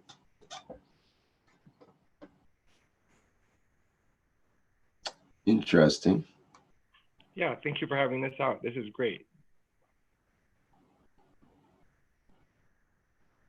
There's the entanglement of the fields, and this is like a really very, what do you call it, primordial or principal concept here. It's almost the interaction of it could be male and female, or positive and negative, are attracted together. If they were both positives, they'd be repelling each other, but these are attracted. They're finding a commonality. So they must have something different about them that allows them to interact with each other. And then when they become intertwined, they become like one entity and becomes the plasma. Okay, go ahead. Hello, Dan. Hi, Rick. You're talking about interacting. I thought that is a good way to interrupt here. I seen Angelo is here and like to show a few of his things. Do you guys still have time for it?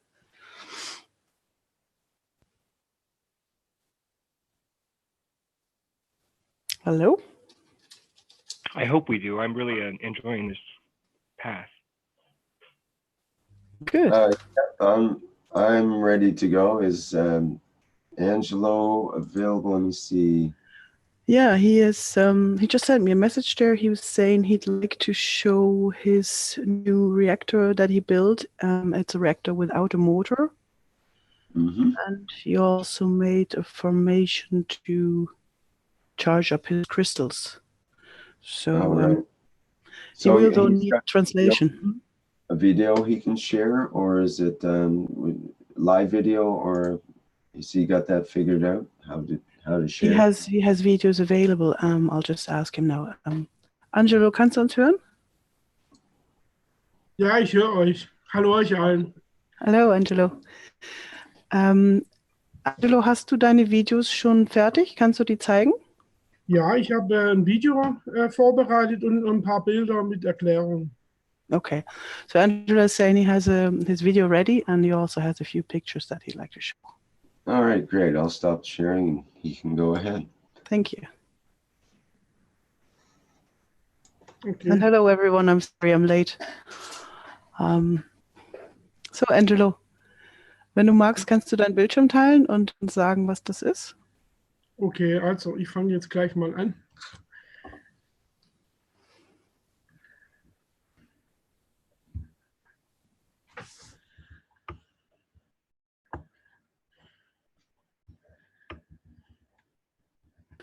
Angelo is going to share now, and then he's explaining what he built, and I'll do my best to translate that.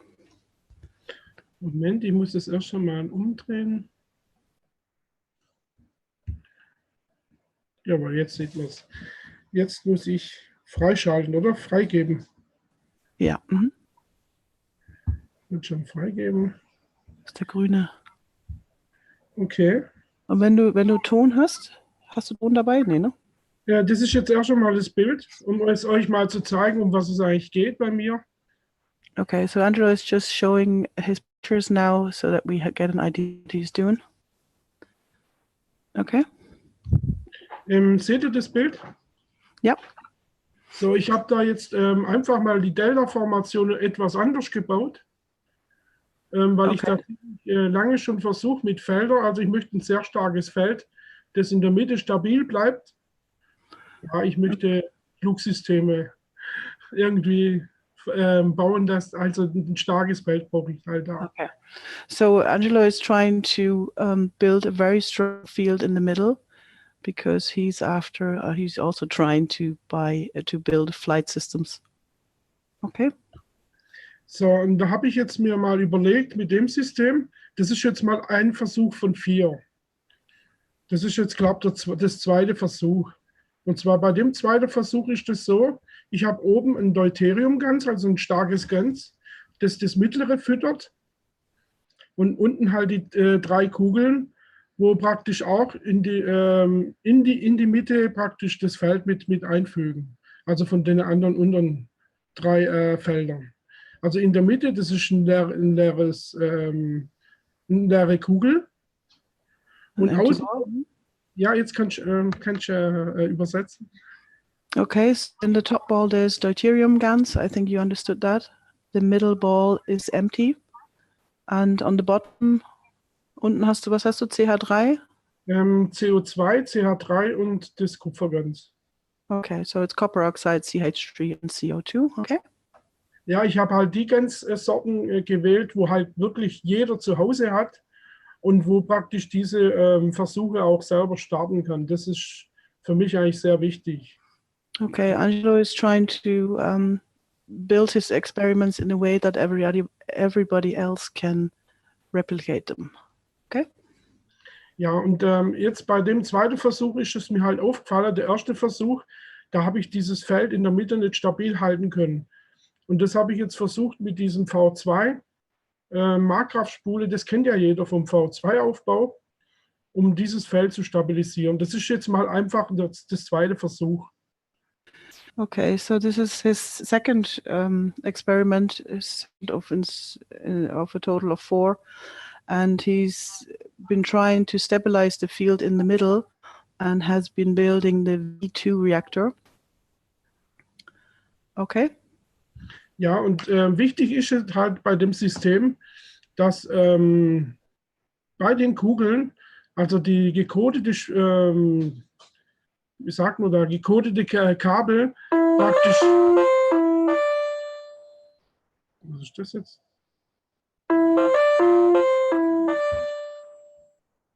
Ja, da ruft irgendeiner an. I'm just trying to call you. Ja, ablehnen, einfach ablehnen. Die Kabel berühren praktisch das Innenleben von der Kugel. Und das ist halt sehr wichtig bei dem Aufbau. Warum ruft er jetzt bei mir an? Das verstehe ich jetzt nicht. Kannst du das ablehnen? Moment. Okay. Kannst du auf Ablehnen gehen? Ich muss erst mal gucken, wo der drin ist. Das kann doch nicht wahr sein.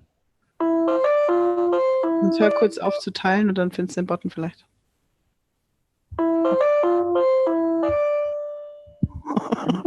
Was soll denn das gerade? Gerade jetzt, oder? He is insisting. What a nice melody. Ja. Ja, das nervt halt. Maybe your wife. Das könnte deine Frau sein, ja. Kannst du mal aufhören, deinen Bildschirm zu teilen und dann schauen, wer dich da anruft und das ablehnen? Okay, jetzt muss ich mal schauen. Oh Mann, ey, das ist ja voll super. We have to do something about this. So, perhaps we'll have to stop sharing while and then you're restart again or something. yeah. He's trying. So while Angelo is fighting his caller, I'll just explain. He was saying that he has a cable, a nano-coated cable coming down from the deuterium ball and it's going down into the empty ball in the middle. So that's what I heard. Are you back, Angelo?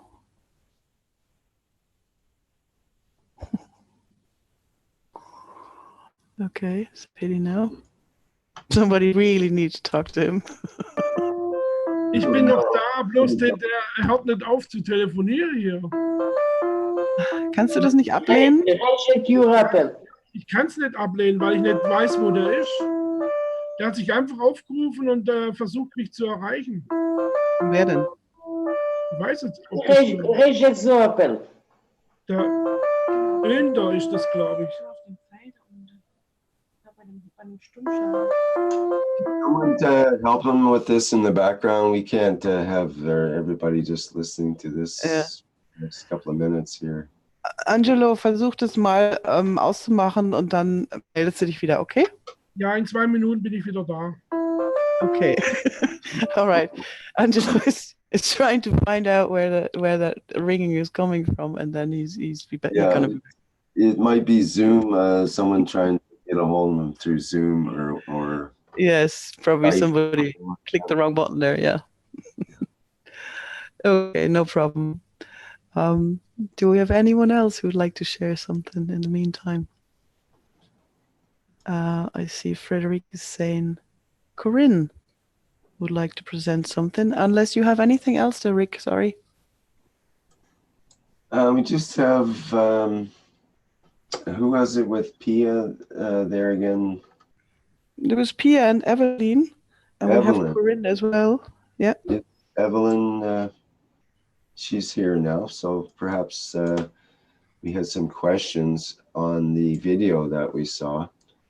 Okay. Answer we those. try that first then, yeah. So were there questions in regards to that video that you had looked at? Okay, let me see if I can get the video up here again. Now, I think there was several questions that people had maybe in the chat, or they were going to ask that when she was available. And let me just share here. Mm-hmm.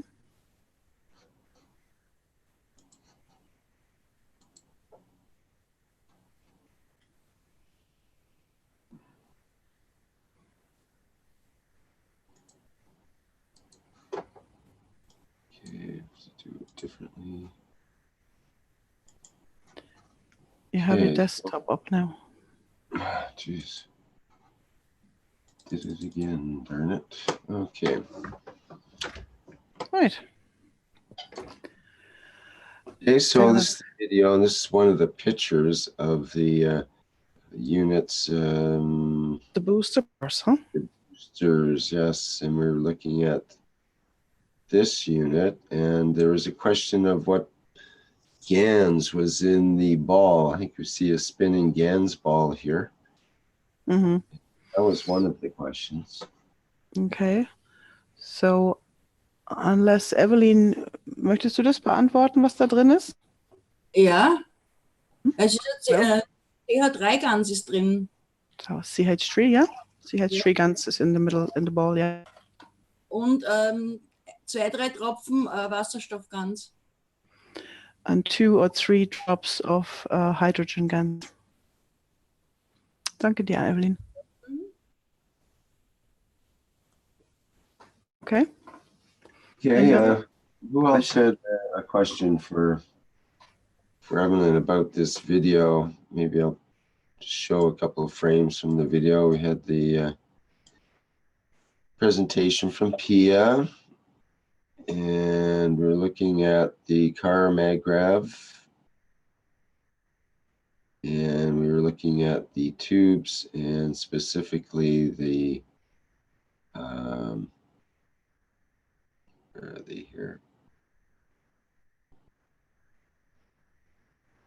These units that were nano-coated and so on. Is there any questions on that? Wasn't there a question about the what was inside of the copper tubes again? What was put inside before they were corked and whatnot? Mhm. Kannst du noch mal wiederholen, was in den Tubes ist, in den Kupferrohren? Evelyn? Könnte ich noch nicht hören. So, dein Mikrofon aus, Evelyn? Ich habe einen gekoteten Schlauch genommen, einen Plastikschlauch, und in den habe ich reingetan alle getrockneten oxidischen Gänse, Titangans, Kupfergans, CO2-Gans, Nanoflocken, Zinkgans, also alles, was oxidisch ist. So Evelyn is saying she used a nano-coated plastic tube, and she filled that plastic tube with all the oxide gases. So she used titanium GANs, she used CO2 GANs, copper oxide GANs. Was hast du noch gesagt? Zinkgans, Nanoflocken. Zinc oxide, and she also used nanoflakes. And then verschlossen und mittig angebracht. Okay, yeah, there's a plastic tube. So she nano-coated that tube, and then she filled the ganses inside, and then she closed it with hot glue. You can read that there. Yeah, she sealed it with hot glue, and she says she's placed it in the middle of the tube. Okay. Danke dir. Ja, gerne.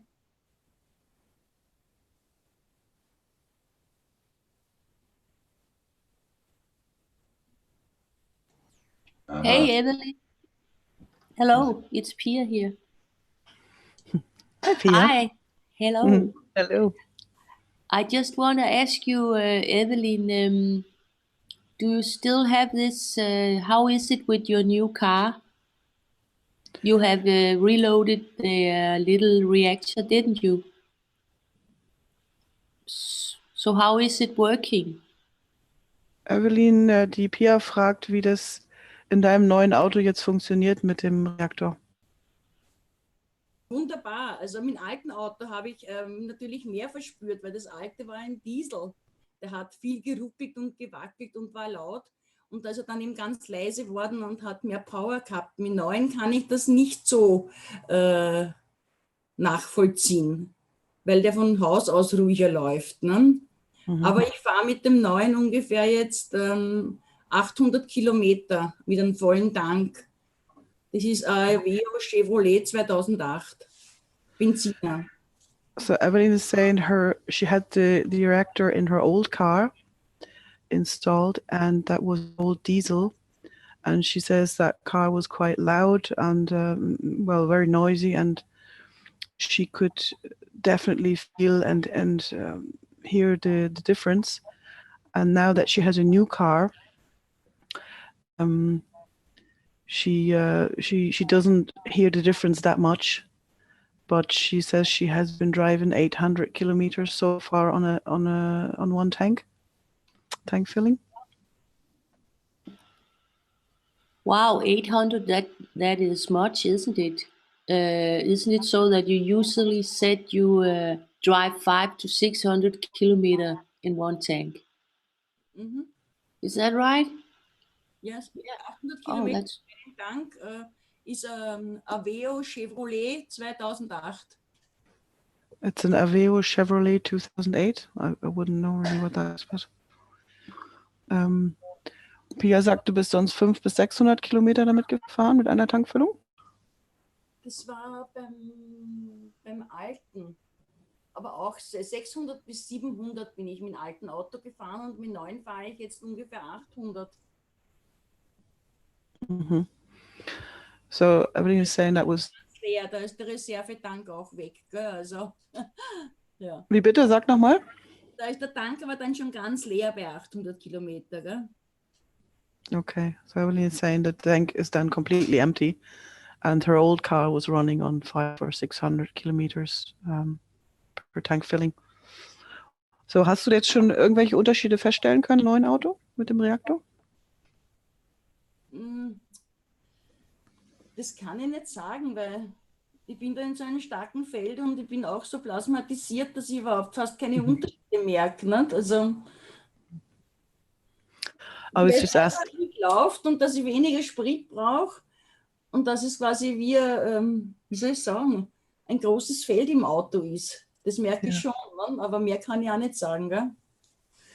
I was just asking Evelyn if she has noticed a difference now with the reactor being in a new car, but she's saying that the fields are everywhere. Her house is full of the fields, and really her house is from bottom to top full of GANs and reactors.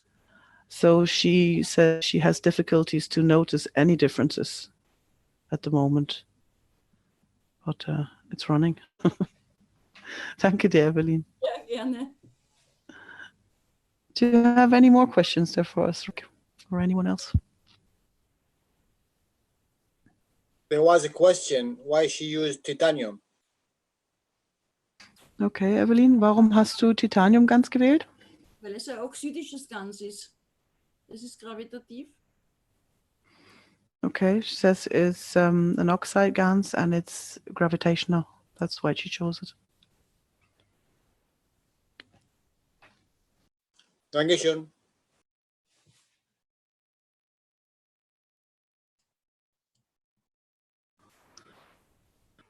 Okay. Any more questions in regards to Evelyn's? Hallo Dani, ich bin wieder da.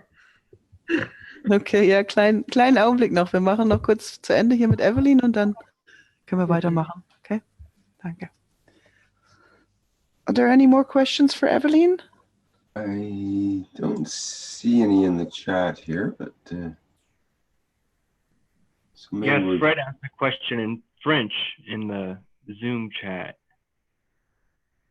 For koi titanium response car gravitation now. Yeah, I think that was answered. Okay. But thank you very much. Ich kann auch nur sagen, die Boosterbar geben einfach ein viel größeres Feld als wie der Markgraf selbst. Ich habe das gemessen mit dem Magnetfeldmesser, ja, und wenn ich beim Markgraf hingehe, habe ich vielleicht ein Feld von 20 Zentimeter, wenn ich weggehe mit dem Magnetfeldmesser. Und wenn ich einen Boosterbar anhalte mit dem Messen, habe ich mindestens 40 Zentimeter, wo der Magnetfeldmesser schon anspringt. Okay. So Evelyn is saying that the booster bar is giving larger fields. She has been measuring the fields of her Markgraf and they were about 20 centimeters. And now with the booster bar, she has twice the distance of fields that she can reach. So she feels that there's a bigger field created. Das doppelte Feld fast. Ja. Mm-hmm. Yeah. Thank you. Gerne. Yes, thank you very much, Evelyn. That was Gerne. lovely to see. Thank you, Pia, for doing all the recording and musical background and setting up the video. Thank you. Thank you, and thank you, Evelyn. Gerne, Pia. Danke dir auch. The music is credit to bensound.com. It's not my music, but it was a very nice trip. Beautiful, thank you. Great. So I hear that we have Angelo back. I think he's in charge now of his phone line. Okay. Bist du wieder Herr über deine Telefonleitung, ja, Angelo? Ja, schauen wir mal, was jetzt kommt. Okay, let's see what happens now, he says. Okay, go for it. Dann teil doch nochmal deinen Bildschirm, bitte. Okay.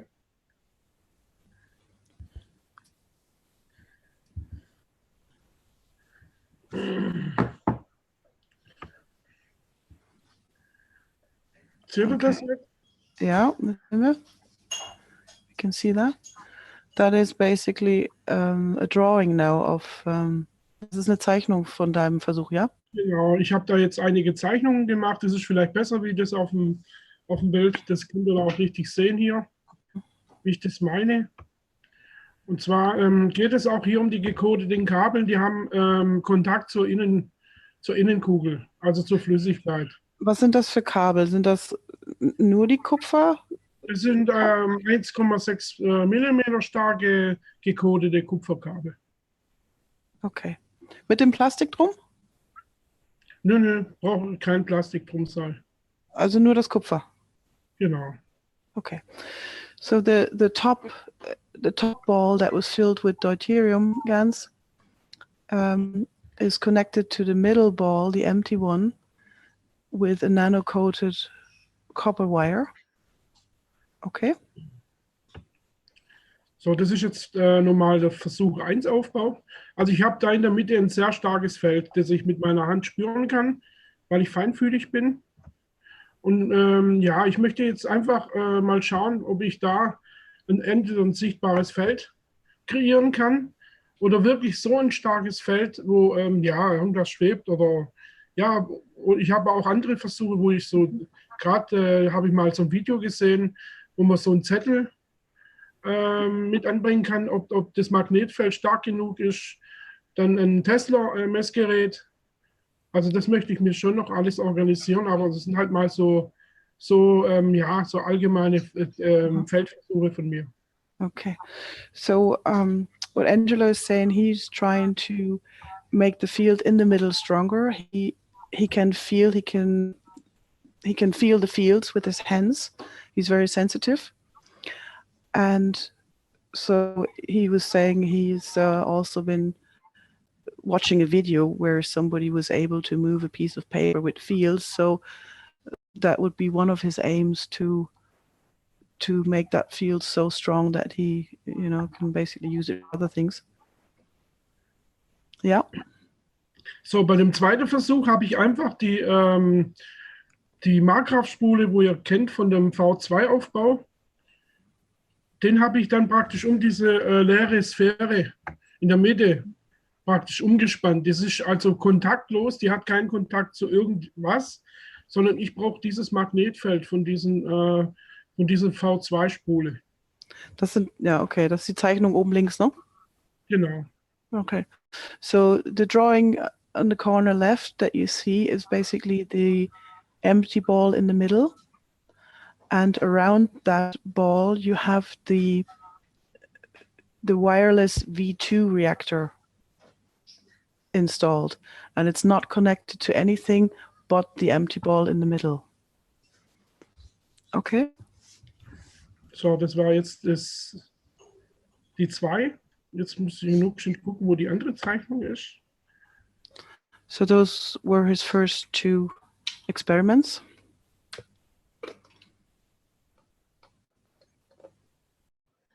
Das hier. Seht ihr das? Ja. Das ist jetzt mein 4. Versuch. Und zwar habe ich auch Erfahrung gemacht mit rechts- und links gedrehten Spulen.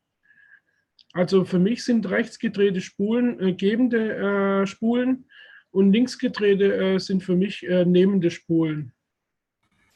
Okay, so in this experiment he used coils, left wound and right wound, and du sagst linksrum ist nehmend? Genau. Also linksrum ist nehmend und rechts ist gebend. So he's saying for him counterclockwise is taking and clockwise would be giving. Okay. Und so kann man halt auch seine Delta-Formation aufbauen, also mit Hilfsmitteln von Kabeln, also in der Hinsicht mit Hilfsmitteln von den Spulen und Kabeln. So kann man sich das als Hilfsmittel nehmen. Und da praktisch in der Mitte so ein Feld aufzubauen. Die ist auch wieder leer, die Sphäre in der Mitte. Da ist nur eine Nehmerspule drin in der Mitte. Mhm. Also eine links gedrehte Spule. Und außen in den anderen Kugeln sind alles rechts gedrehte Spulen drin. Okay, so in the middle ball he has a counterclockwise coil, and the other ones have clockwise wound coils, and they're connected with wires. Die sind alle nano-gecoated, die Drähte? Die sind alles nano-gecodete Kabel. Okay, so they're all nano-coated wires, the connections. Und hier oben seht ihr, wie die Verbindung ist. Das ist bei einer V2, wo die Bleiflasche in der Mitte war. Und so müsst ihr das ungefähr euch vorstellen. Mm-hmm. So this experiment is again based on the V2, the wireless reactor. And in the middle there used to be the lead. And in this case he has used a coil.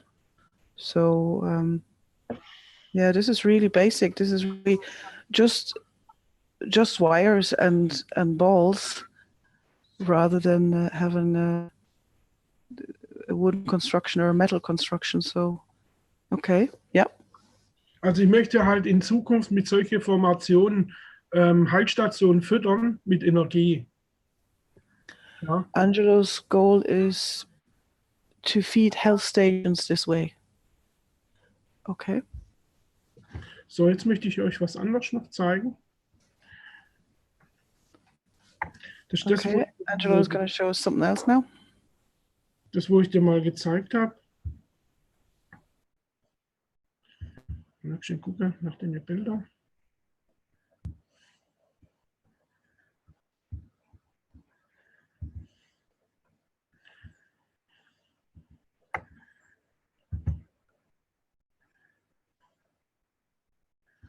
Okay.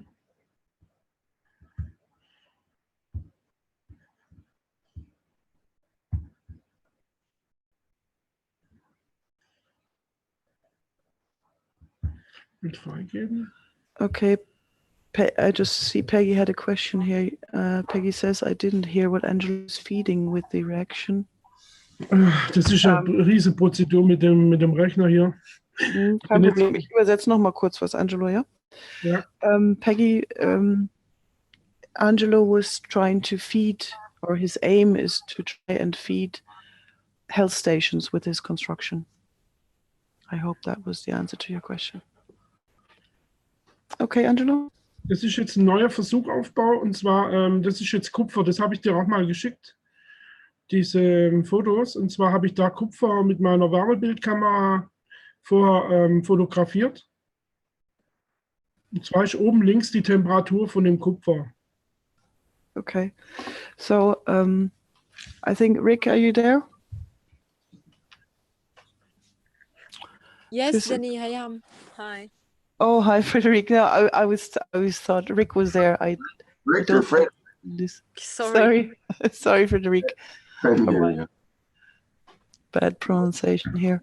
Rick, do you remember these pictures? He has used an infrared camera to measure the temperature on a copper plate. Yes, I remember that.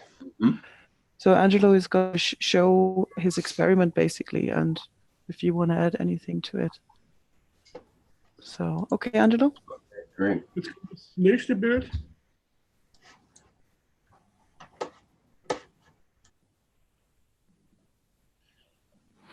Ist noch nichts gekommen? Ja, das muss ich erstmal gucken. New share, nice time.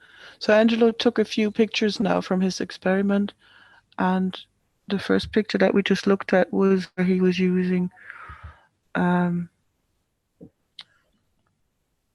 camera to measure the temperature of that copper sheet that we can see there in the middle.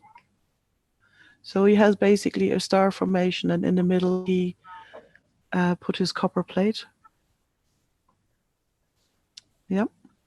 Ja, und zwar mit dem Aufbau möchte ich einfach zeigen, dass in der Mitte sich was tut. Also man kann es, wenn manche andere das nicht fühlen können, ist das vielleicht eine Art von Messmethode, wo man da einsetzen könnte, also mit der Wärmebildkamera. Okay. So Angelo is saying he kind of thinks that for people who can't feel the fields at this moment, it might be another way to see if anything is happening or fields are coming out. Okay.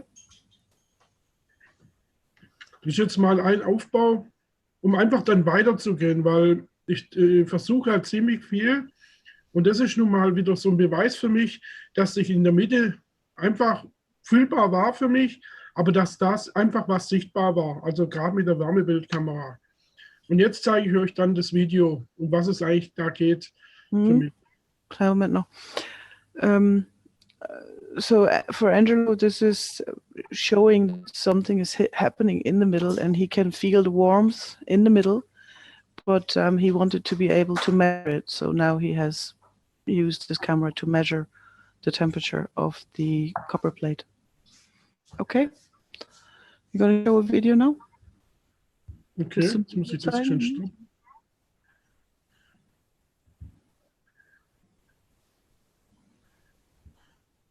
Hallo euch allen. Muss ich das schon wieder teilen?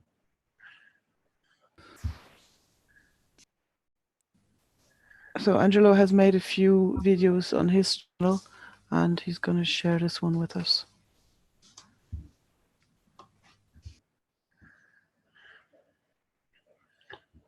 So, jetzt gehen wir wieder zurück.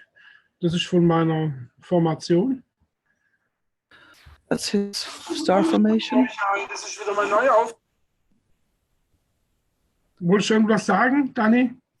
Ja, du kannst deinen Ton runterdrehen. Okay, Moment.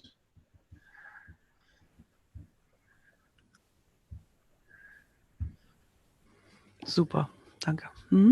Okay.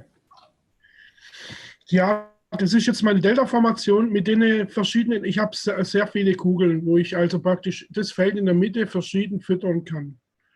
So, und jetzt habe ich da einfach einen Bergkristall genommen, den habe ich vorher behandelt, also das heißt, die negativen Energien habe ich neutralisiert und dann wieder positiv aufgeladen und dann den ins Feld reingetan, um den dann praktisch mit dieser Information aufzuladen. So it seems that Angelo is working with crystals, and he says he has neutralized this crystal in the middle and has recharged it, and now he's put it in the middle. And the reactor balls he is using, he can easily exchange. So he has a few of them. Okay. Ja, und diese Kristalle, die kann man dann nachher nehmen und in der in der Heilung kann man die praktisch verschieden einsetzen. An Chakras kann man die ansetzen, praktisch die Bergkristalle, weil die aufgeladen sind mit diesem Feld. Und so kann man praktisch einfach auch nur ein CO2-Feld kreieren, zum Beispiel einen Kristall aufladen, oder mit Zink kann man ein Feld da kreieren, so wie man gerade lustig ist. Angelo is saying he's charging those crystals. He would also charge a crystal with only CO2, and that could then be used for health applications, but it could also be charged with any other fields. Okay. Okay. Und jetzt möchte ich euch noch mal was zeigen. Und zwar. Okay, we're gonna see something else. Das ist jetzt einer von meinen neuen Ganzversuchen, wo ich jetzt gemacht habe. Jetzt muss ich erst mal wieder stoppen. Hier ist eine Frage im Chat, ob das Siliziumdioxid ist. Was denn? Silizium? Kristalle, oder? It's a quartz, yes. A quartz crystal, yes. Das ist ein Bergkristall. Ein ganz normaler Bergkristall.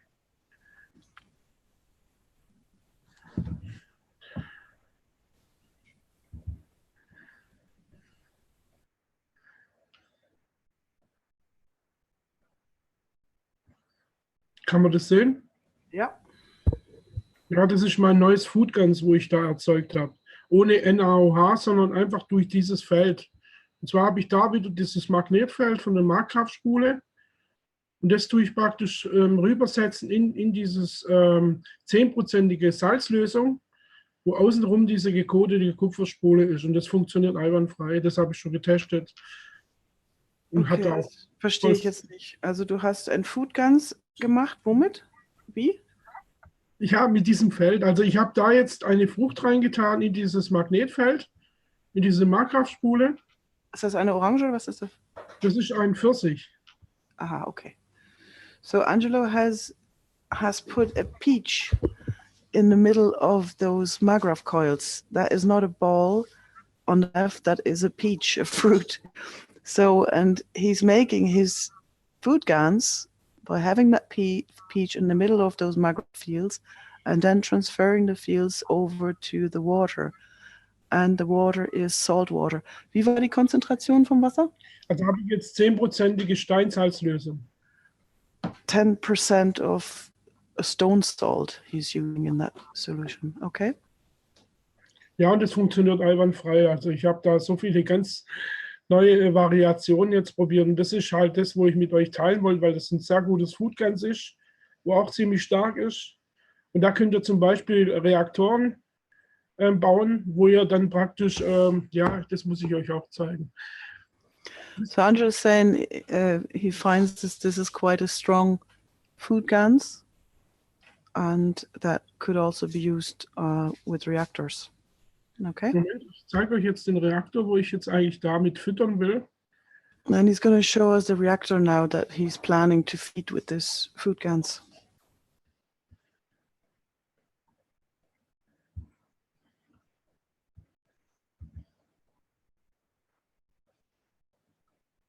Ernährst du dich schon davon? Ja, das ist eigentlich im ganzen Haus. Ich glaube, das ist nicht nur für mich spürbar ist, sondern das geht halt schon ziemlich weit, weil ich die mit ca. 1500 Umdrehungen laufen lasse. Und ja, ich bin halt noch am Versuchen. Aber ich spüre dann schon was, gell? Okay, so I was just asking Angelo if he's already feeding on on that GANs that he produced there. And he says, yes, it's all over the house. And he finds that something is happening, but he's still observing. Okay. Seht ihr das? Ja, das können wir sehen. Ja, das sind jetzt 2 Markgrafspulen wieder. Da könnt ihr das CO2 und Zink ganz nehmen auf den Spulen. Also immer Außenring CO2, Innenring Zink und dann bei der anderen Seite praktisch umgekehrt machen. Okay. Das ist eine Interaktion. Angelo has used these Markgraf coils, and on the outside he has CO2 on the left, and on the inside zinc oxide GANs. And on the right side, it would be the other way around. Und in der Mitte ist praktisch das Food GANs drin. In the middle is the food GANs. Und die Aminosäure vom CO2. Plus the amino acids of CO2.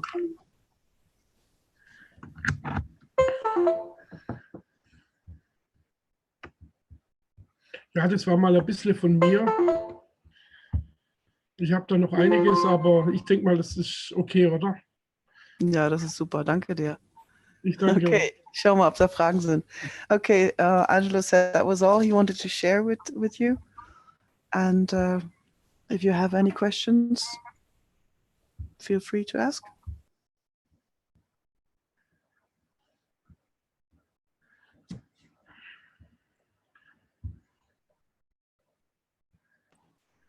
There's a question in the chat. I'm not sure if it's been mentioned before. Is that silicon dioxide? Yeah, we answered that. It's a quartz crystal. Yes, thank you. Christian has his hand up here.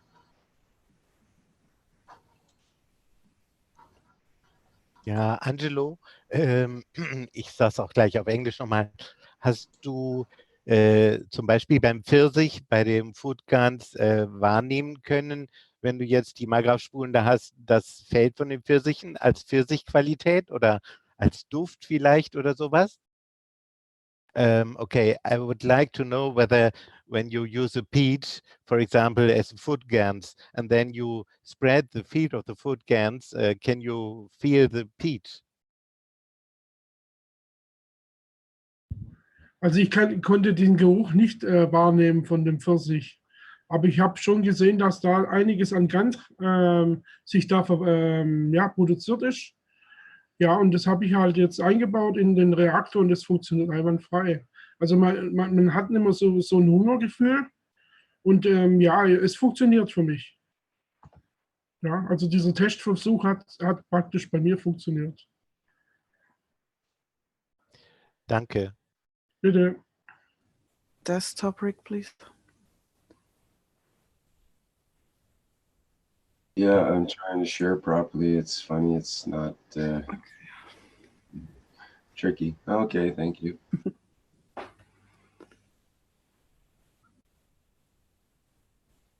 Okay. Hast du das übersetzt, Christian? Did you translate? Only my question. Oh, sorry. Okay. So your question was whether the fields of the peach can be felt or smelled or anything. And Angelo was saying he can't smell it yet, but he has the feeling that it works for him. Okay. Danke dir, Angelo. Any other questions?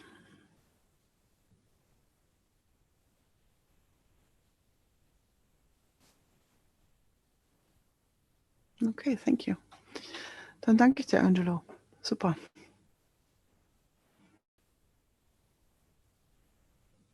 Ich danke dir, Dani, für die Übersetzung. Gerne. Okay. Do you have anyone else, Rick, or does anyone else like to share anything with us? Well, we've got some pictures and a video from Peggy, and I'm wondering if she would like to. I think we jumped Corinne now. I think Corinne wanted to share something after Angelo. Okay. If that's okay. We were distracted there with his call. Corinne, are you there? Frederic, sorry. Yes, Corinne, c'est bon, tu peux présenter. Thank you, Danny Henrik. Thank you. She's going to share some pictures and a video. Beautiful. Are you going to translate for us, or? Yes. Or you don't speak French, Danny, isn't it? No, unfortunately No? not yet. Je Okay, ne so- comprends pas. Ça n'a pas l'air d'être le cas. That's the only sentence I have. Okay. So she's going to share, and yes, I can translate. Bonsoir à tous. Good evening, everybody. Je vais vous présenter un réacteur sans moteur que j'ai fait sous l'inspiration du soleil de Lisa. I will present you a reactor without motor that I did under the inspiration of Lisa's sun. Je vais partager l'écran pour vous proposer les photos. Donc, I will share my screen to show you some pics.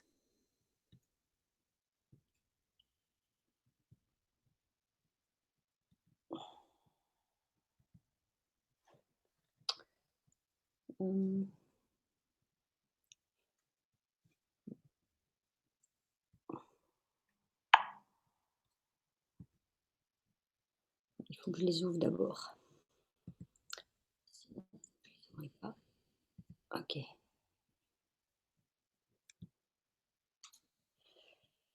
Vous avez à l'écran là ou pas? Yes. Ok.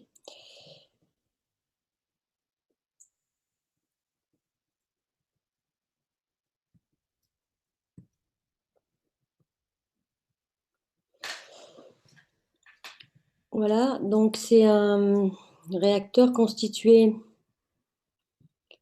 de tubes remplis de plasma. It's a reactor made with some tubes, plastic tubes, filled with plasma water. Il y a un tube au milieu de chacun. Inside each tube, there's a smaller tube. Pour les deux tubes qui sont à l'extérieur, le plus à l'extérieur, c'est-à-dire celui-ci et celui qui est dedans. For the both tubes at the outside. Il y a du CH3 sur l'extérieur. There is CH3 on the bigger one. Et dans le tube du milieu, il y a du CuO2. And CuO2 on the inner tube. Pour le tube du centre, For the central tube, il y a du ZNO dans le plus gros. It's ZNO in the bigger one. Et du CO2 dans celui de l'intérieur. And CO2 in the inner one. Ok. Les gants sont en boucle continue, c'est-à-dire que le tuyau là n'est pas fermé. The tubes are not closed, so the GANs can flow. Ok. Sur la partie du centre, in the center, il y a une bobine droite, comme un stylo simple. It's a copper coil, like a health pen. Au-dessus également. On the upside too. Et au milieu, une balle de ping-pong. And on the middle, a ping pong ball.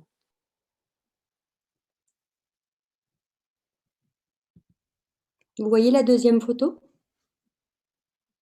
Yes. Ok.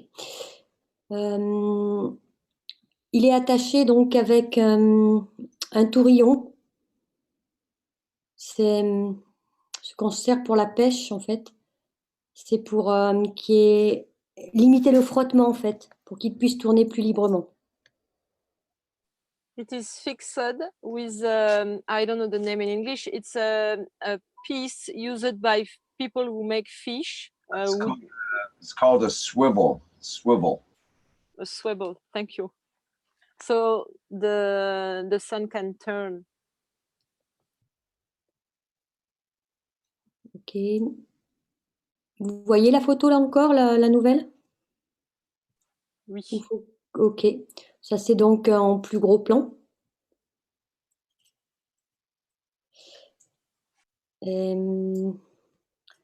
Après, je dois avoir une vidéo. Vous la voyez ou il faut que je repartage la vidéo?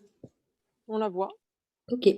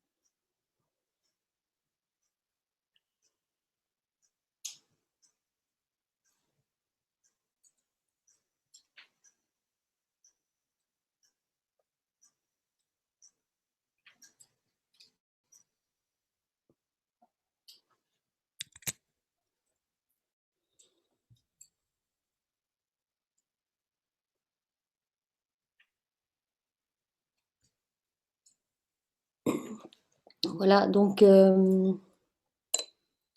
la présentation est finie. S'il y a des questions. Do you have some questions? Mais Corinne, on peut peut-être leur dire que ça tourne tout seul en fait, constamment. Constamment, ça dépend, mais oui, effectivement, ça tourne tout seul. Alors après, est-ce l'air ambiant de la pièce? Est-ce les champs? En tout cas, moi, ce que j'ai constaté, c'est je trouve qu'il fait moins froid dans la maison. En tout cas, moi, j'ai un ressenti plus de chaleur. Alors, attends, je vais traduire. So Corinne is saying that the whole piece is turning alone. It's moving. She doesn't know if it's because of the fields or because of the air in the room. And she say it's not so cold as before, and the room is more hot than usually. Alors, il est vrai qu'autour de la maison, j'ai mis beaucoup de plasma. Il y a eu une tempête récemment et j'avais placé à différents points stratégiques des bocaux de plasma. She said there was a huge storm recently, and she has put some plasma everywhere in the house and around the house, in the garden. Oui. Oui, et effectivement, autour, il y a eu beaucoup d'inondations. Sur la maison, il n'y a rien eu.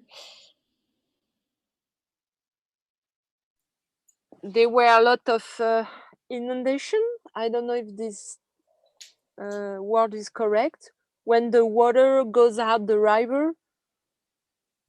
Donc, surtout pour dire qu'il y a le soleil dans la maison, mais il y a aussi beaucoup de plasma placé dedans et autour de la maison. So there's plasma everywhere around the house, in the house, the sun, and she hasn't been bothered with the inundations. Flooding. Mm-hmm. Flooding? Thank you, Danny.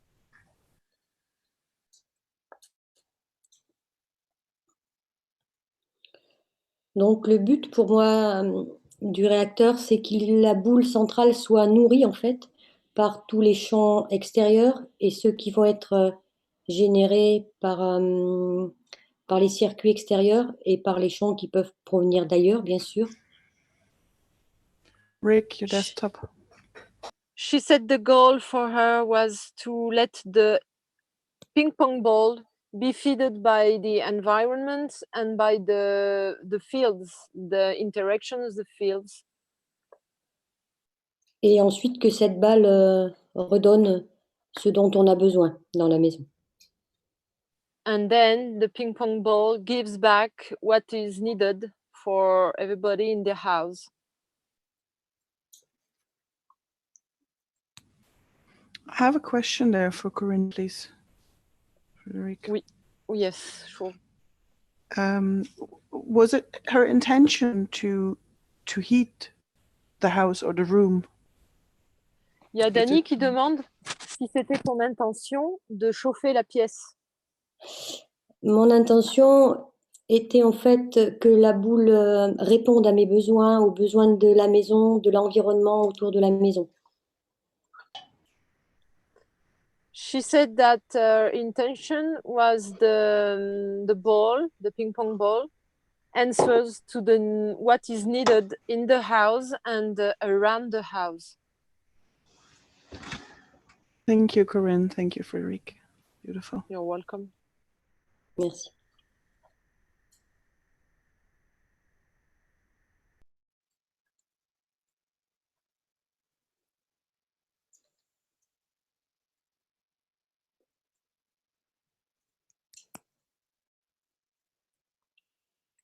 I have a question. Yes. Do the reactor always turn or only when she is there? Donc, il demande si le réacteur tourne tout le temps ou seulement quand tu es là. Oh, quand je suis pas là, je peux pas le voir. She says she doesn't know when she's not here. Mais... Silly question. No, not silly. But if she can video it, that will be lovely. Il demande que si tu pouvais vérifier, ça serait chouette. Faudrait que je mette une caméra. Mais les choses ne sont là que quand on les regarde. She says things are only here when we look for them. Nice answer. Belle réponse. Thank you. Avec plaisir. You're welcome.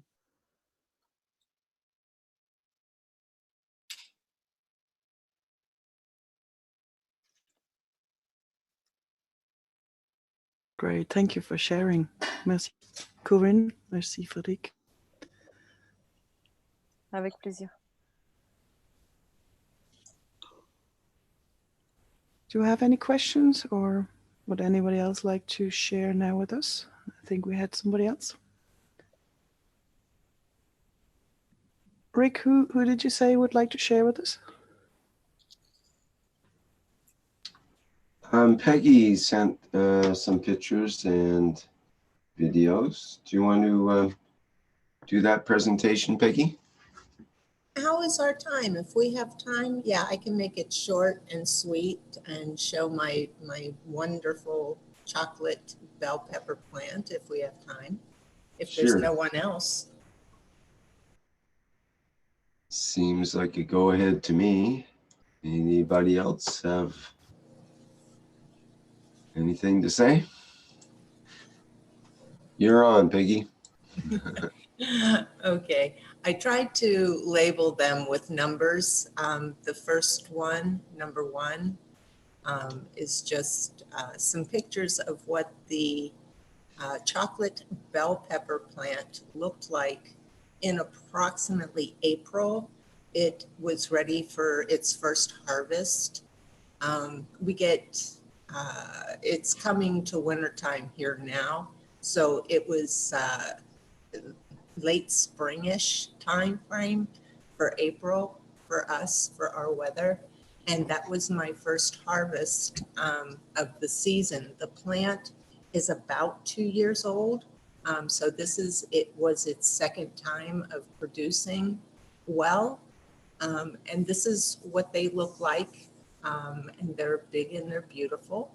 And if you'd like to show number 2, which I believe is a video, it's a real quick little video so that you can see on August 6th when I went outside to say good morning, what I said good morning to.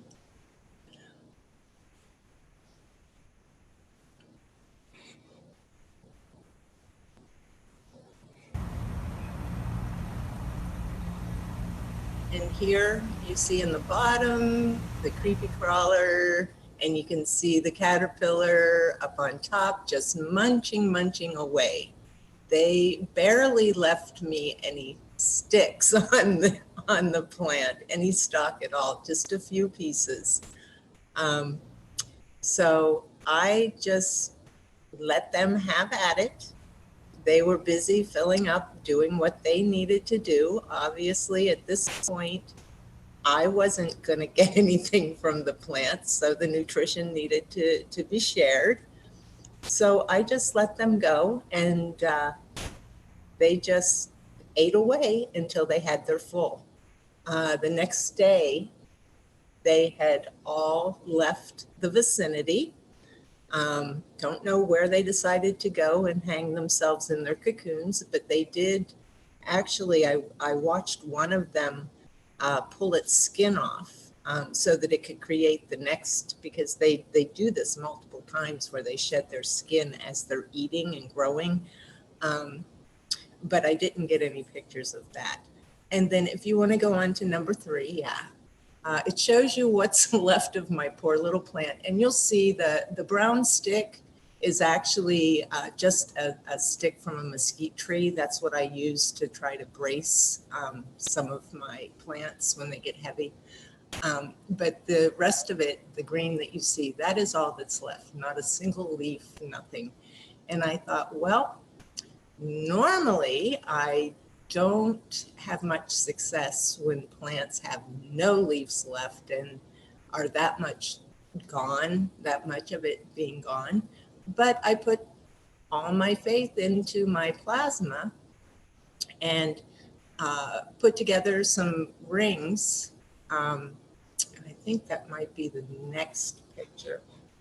But you can see, you know, this little guy was just happy to eat. So I put together some health rings real quick. There's CH3, ZNO, and CO2 in each of those rings. And I just put them together with some of that clear kitchen sticky wrap that you wrap food in. And then I just placed it on the top of that one stick that you saw in the pot. And then I sprayed the plant just with my sprayers that had 50-50 of CO2 and CuO. So in case if there was any bacterias or anything, fungi that was left behind from the caterpillars or anything, I just wanted to make sure that it was in a good, clean environment. And then I just continued to feed it. What I water with is I have my own little master blend that I call it for the plants. And I'm sorry, everyone, I speak in American, which is cups. I'm not real good with liters and things like that. But what I do is I'll take, for example, a cup is 8 ounces. So I'll take 5 ounces of CO2, 3 ounces of ZNO, and 2 ounces of CH3. And then just a couple of drops of CuO into that master blend.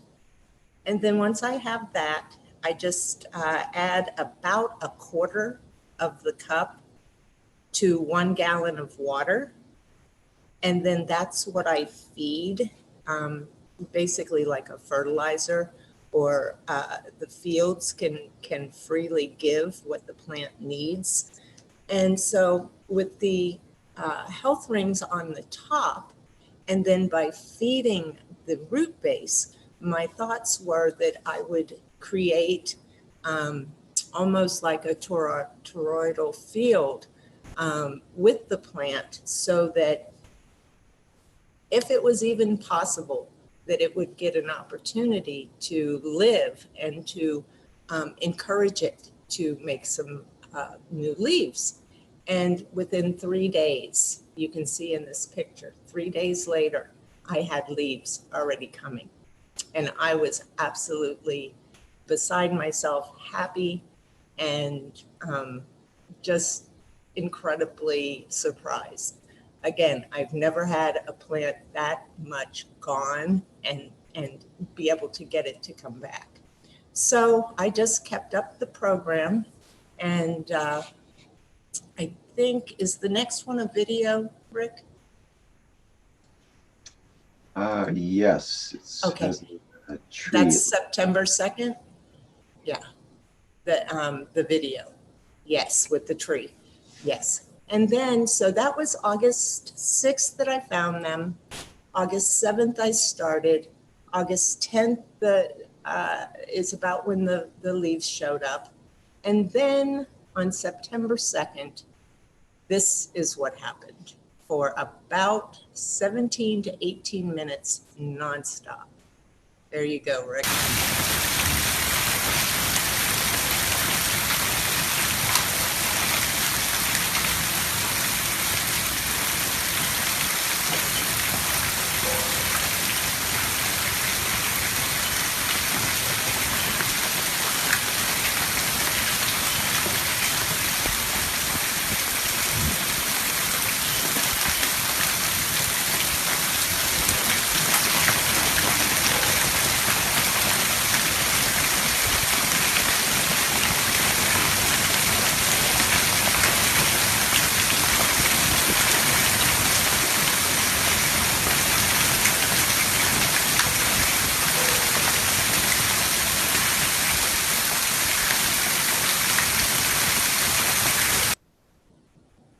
And I was trying to show in this video how hard and how large some of the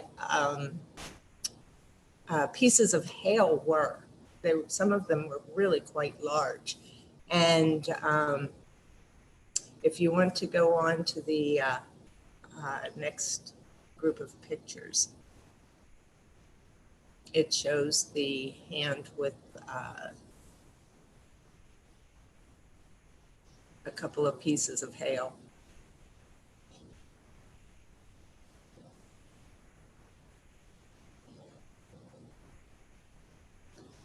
And so after a long 17 to 18 minutes, I was amazed that the hail just kept coming.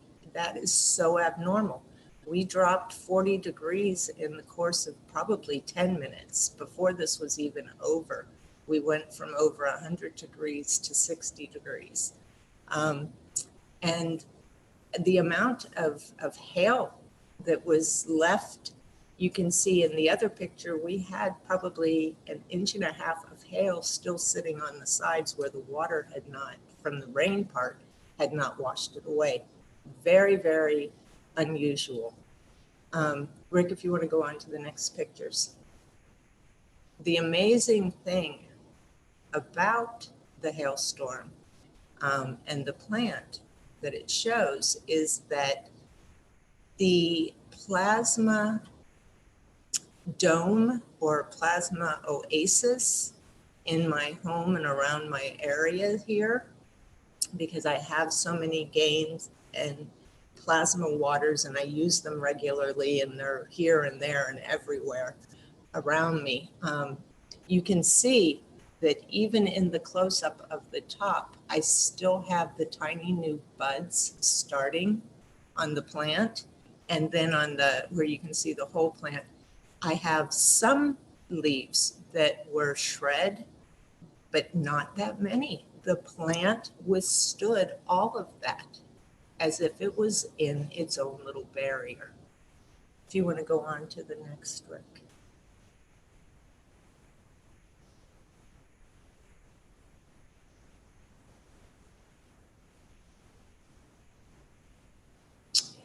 And so here we have today.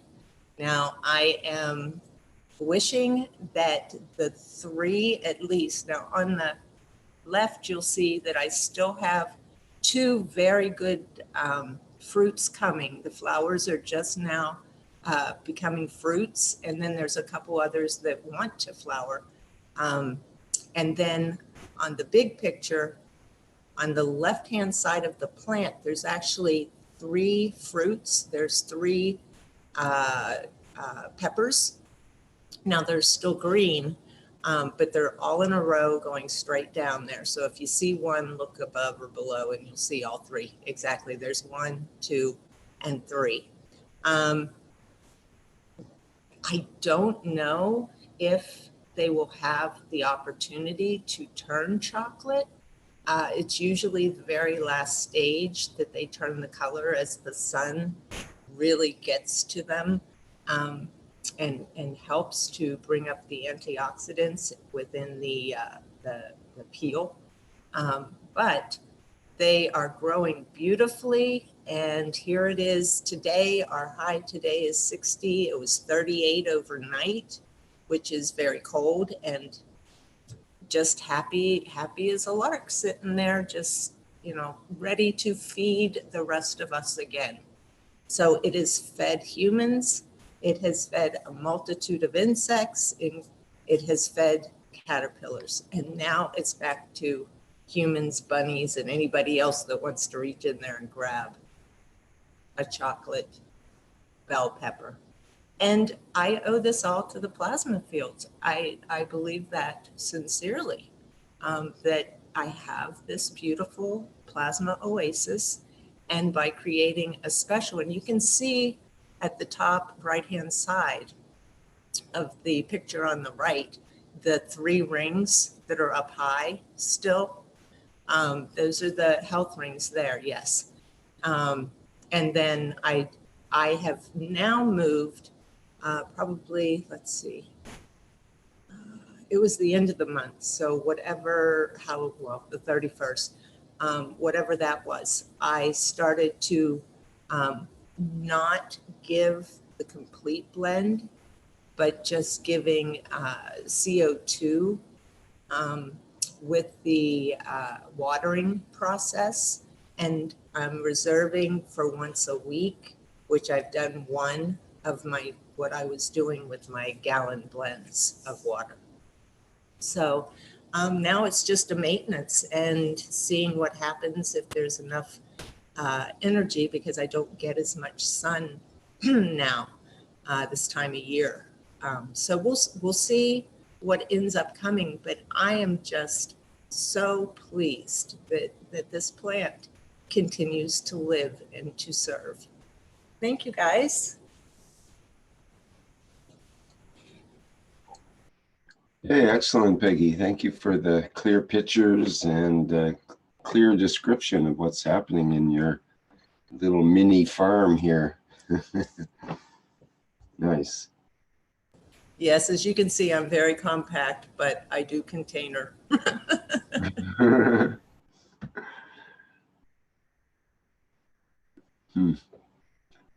Such a lush green color for the leaves as well. I notice they seem to be getting full nutrition. And they have always loved the plasma waters, the chocolate ones that I showed at the beginning, the ones that we harvested in April. They are just so sweet and juicy and delicious. And again, I really attribute this to the strengthening of their fields through the gains.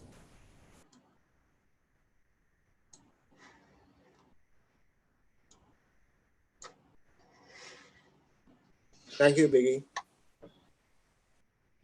Most welcome always. And no, I'm sorry, Jalal, they don't taste like chocolate, but they are very good. That one in the center sure looks like chocolate right now, the way it's arranged on the plate there and so on. I sense that. I sense that.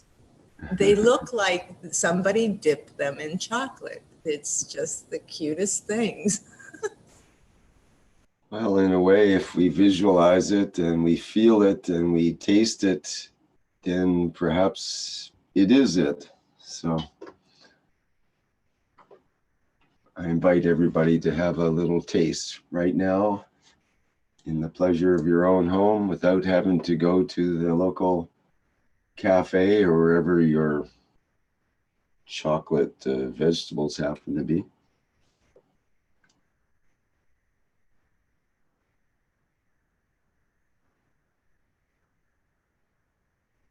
Yeah, that'd be fantastic if we could grow our chocolate on little bushes, trees. Whoa.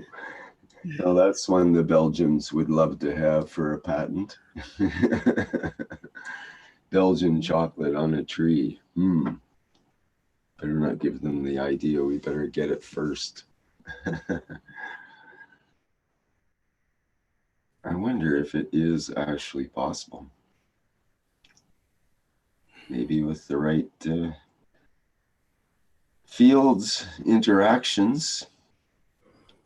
I wish to someday try to put a maybe a CO2 box, a small one, very small, inside the planter, inside the pot, on top of the roots, and to see if the CO2 cans that would be made would be able to have the fields of the pepper plant. That's something that I've been thinking. Or what if you put the plates at each end of, or each side of the planter, you know, the nano-coated copper and then the zinc. And because it's a salt environment in between, it makes sense that it would create the GANs right in the pot for you. That was the thought, because I can get filled up just smelling the food while I cook. So drinking it would work too. That would be beautiful.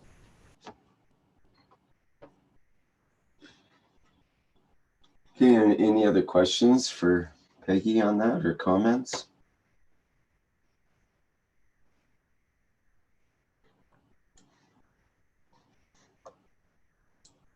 Okay, lovely presentation. I have a question, Peggy. This is Rick in Colorado. You have those rings of plasma water set up. Did you put them in a certain order so that it goes from strong to weak, or is there a specific process of your ring system there? The reason that I went with those rings, and I just did full strength in each of them, was because I was trying to work almost backwards, because most reactors have the 1 at the top and the 3 at the bottom. And since I was trying to create leaves, not so much stimulate the root system, because the root system appeared to still be intact, I was trying to reverse the way the fields would flow by having the fixed strengths. So now the one ring, and you can see it there, it's the one sticking straight up on top. That one's a little bit, not much, maybe an inch bigger on the part before I wrapped it into a ring. It's a little bit bigger, and that's the one that I put the CH3 in. The other two are identical size. And that I just filled them up with full strength of the plasma waters, CH3 and ZNO and CO2. And then by using what I call my master mix, which has the broke down combination of, so it's not full strength what it's getting on its roots in the water that I give it. I figured that would be the weaker, and it would be pulling to the stronger, which was what I had on the stick to encourage the growth of the leaves. Did I answer your question? Does that make any sense to you? Yes, and so that's why you put the CH3 on top, because it was the strongest, or you put it that way. So well, I actually, the center where you see the saran wrap or the plastic wrap, I actually just slid the stick. If you could turn this so that it was sitting where you could look down and see all three rings. And actually, there is a place in the video where I go by and you can, during the hailstorm, and you just catch the tip of it. But actually, the stick goes right in the center of that saran wrap stuff, just so that all three were on one stick and they're facing upwards. But I don't think that that really would have mattered which direction. It was just the premise of getting all three of the full strength fields up high at the highest point above the what was left of the stalks. And then, of course, stimulating from the root system with the blend. So I had my full strength on top of all three, and then the master mix that I water with, which is going every day into the root system. And so I look at it as the bottom, the pot itself is what would be the reactor on top usually. And then the three rings that actually were on top on the stick are the three reactors that are on the bottom normally. Does that make sense? Yeah, like an upside down star reactor. In this case, the root system is feeding the top. I'm sorry, I can't hear you. Is that just me? Oh, it's really hard to hear you there, right? So it's like an upside down star reactor. Can you hear me better now? Yes, and yes. Yes, and yes. So you're using the root ball itself as like the top reactor. Yes. So since it's in a container, it's in a confined, there's our containment that we were talking about earlier in class. But since it's contained within the container, I viewed the roots system, that bottom portion where the dirt is, as being the top reactor.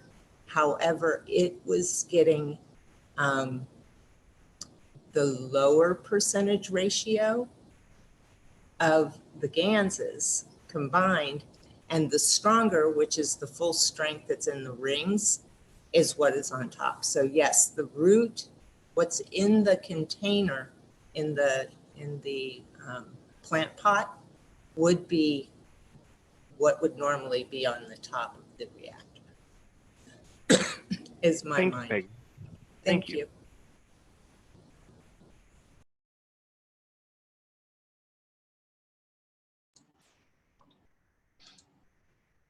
That would be a good one to write up for a Plasma Scientific Journal entry, Peggy. You've got all the pictures ready to go and all the specifications there. Well, I was thinking about that. However, because I only have one, I don't have a control subject to compare it to. And also, I see Lucas had asked me a question here about organic seeds. This is not, I didn't have it from seeds. However, I did harvest some seeds. I haven't tried to plant yet. But it actually is a non-GMO, and I purchased it from a local nursery where I can get heirloom and things like that.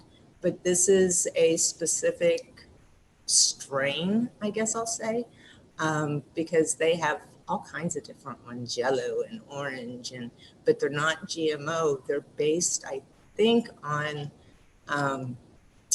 it has something to do with where they come from and the way that their flesh and the antioxidants that are created. And it's beyond me, but no, Lucas, they aren't GMO seeds. So what you could do is take cuttings from this, because obviously it's liking to grow quite well, and you could reproduce the plant that way and have a control or a series of experiments on different cuttings that would be interesting to see. Don't know if it will. I haven't tried to do that, and I do that with my basil and a lot of other things. But I was thinking that peppers were more like tomatoes, where you have to do a seed, and it does not work for starting roots. But if anybody knows, please, yes, if I could do that, and that I'll be successful in obtaining that somebody has gotten roots starting from clippings. With pepper plant, I'd love to hear that, because I would do that in a heartbeat. That way you have all the same DNA if you were to do an experiment on growth of seedlings, or how the GANs interacts, or different devices or whatever. Yep. I Okay. wish for the fruit to be able to mature before we go any colder.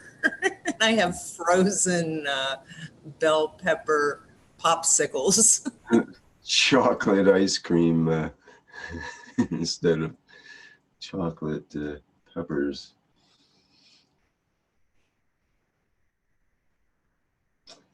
Okay, well, do you have anything else that we want to present today, or should we perhaps wrap things up here? It's almost up to 3.5 hours.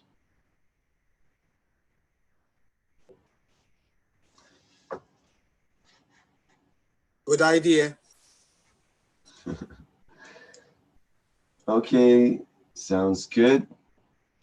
Well, great show. Thank you, everybody, for your participation today, and all the pictures and videos and so on. It's quite a wide-ranging display, and great to hear from everyone.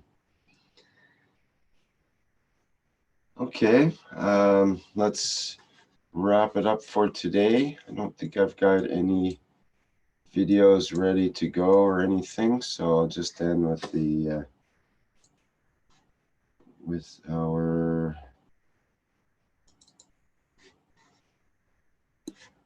doohickey here, if I can find it. Somewhere buried behind all the pictures. There we go. So once again, thank you everybody for being at the 24th. I see that's not correct. 24th International Testimonials for Monday, November 12th, 2018.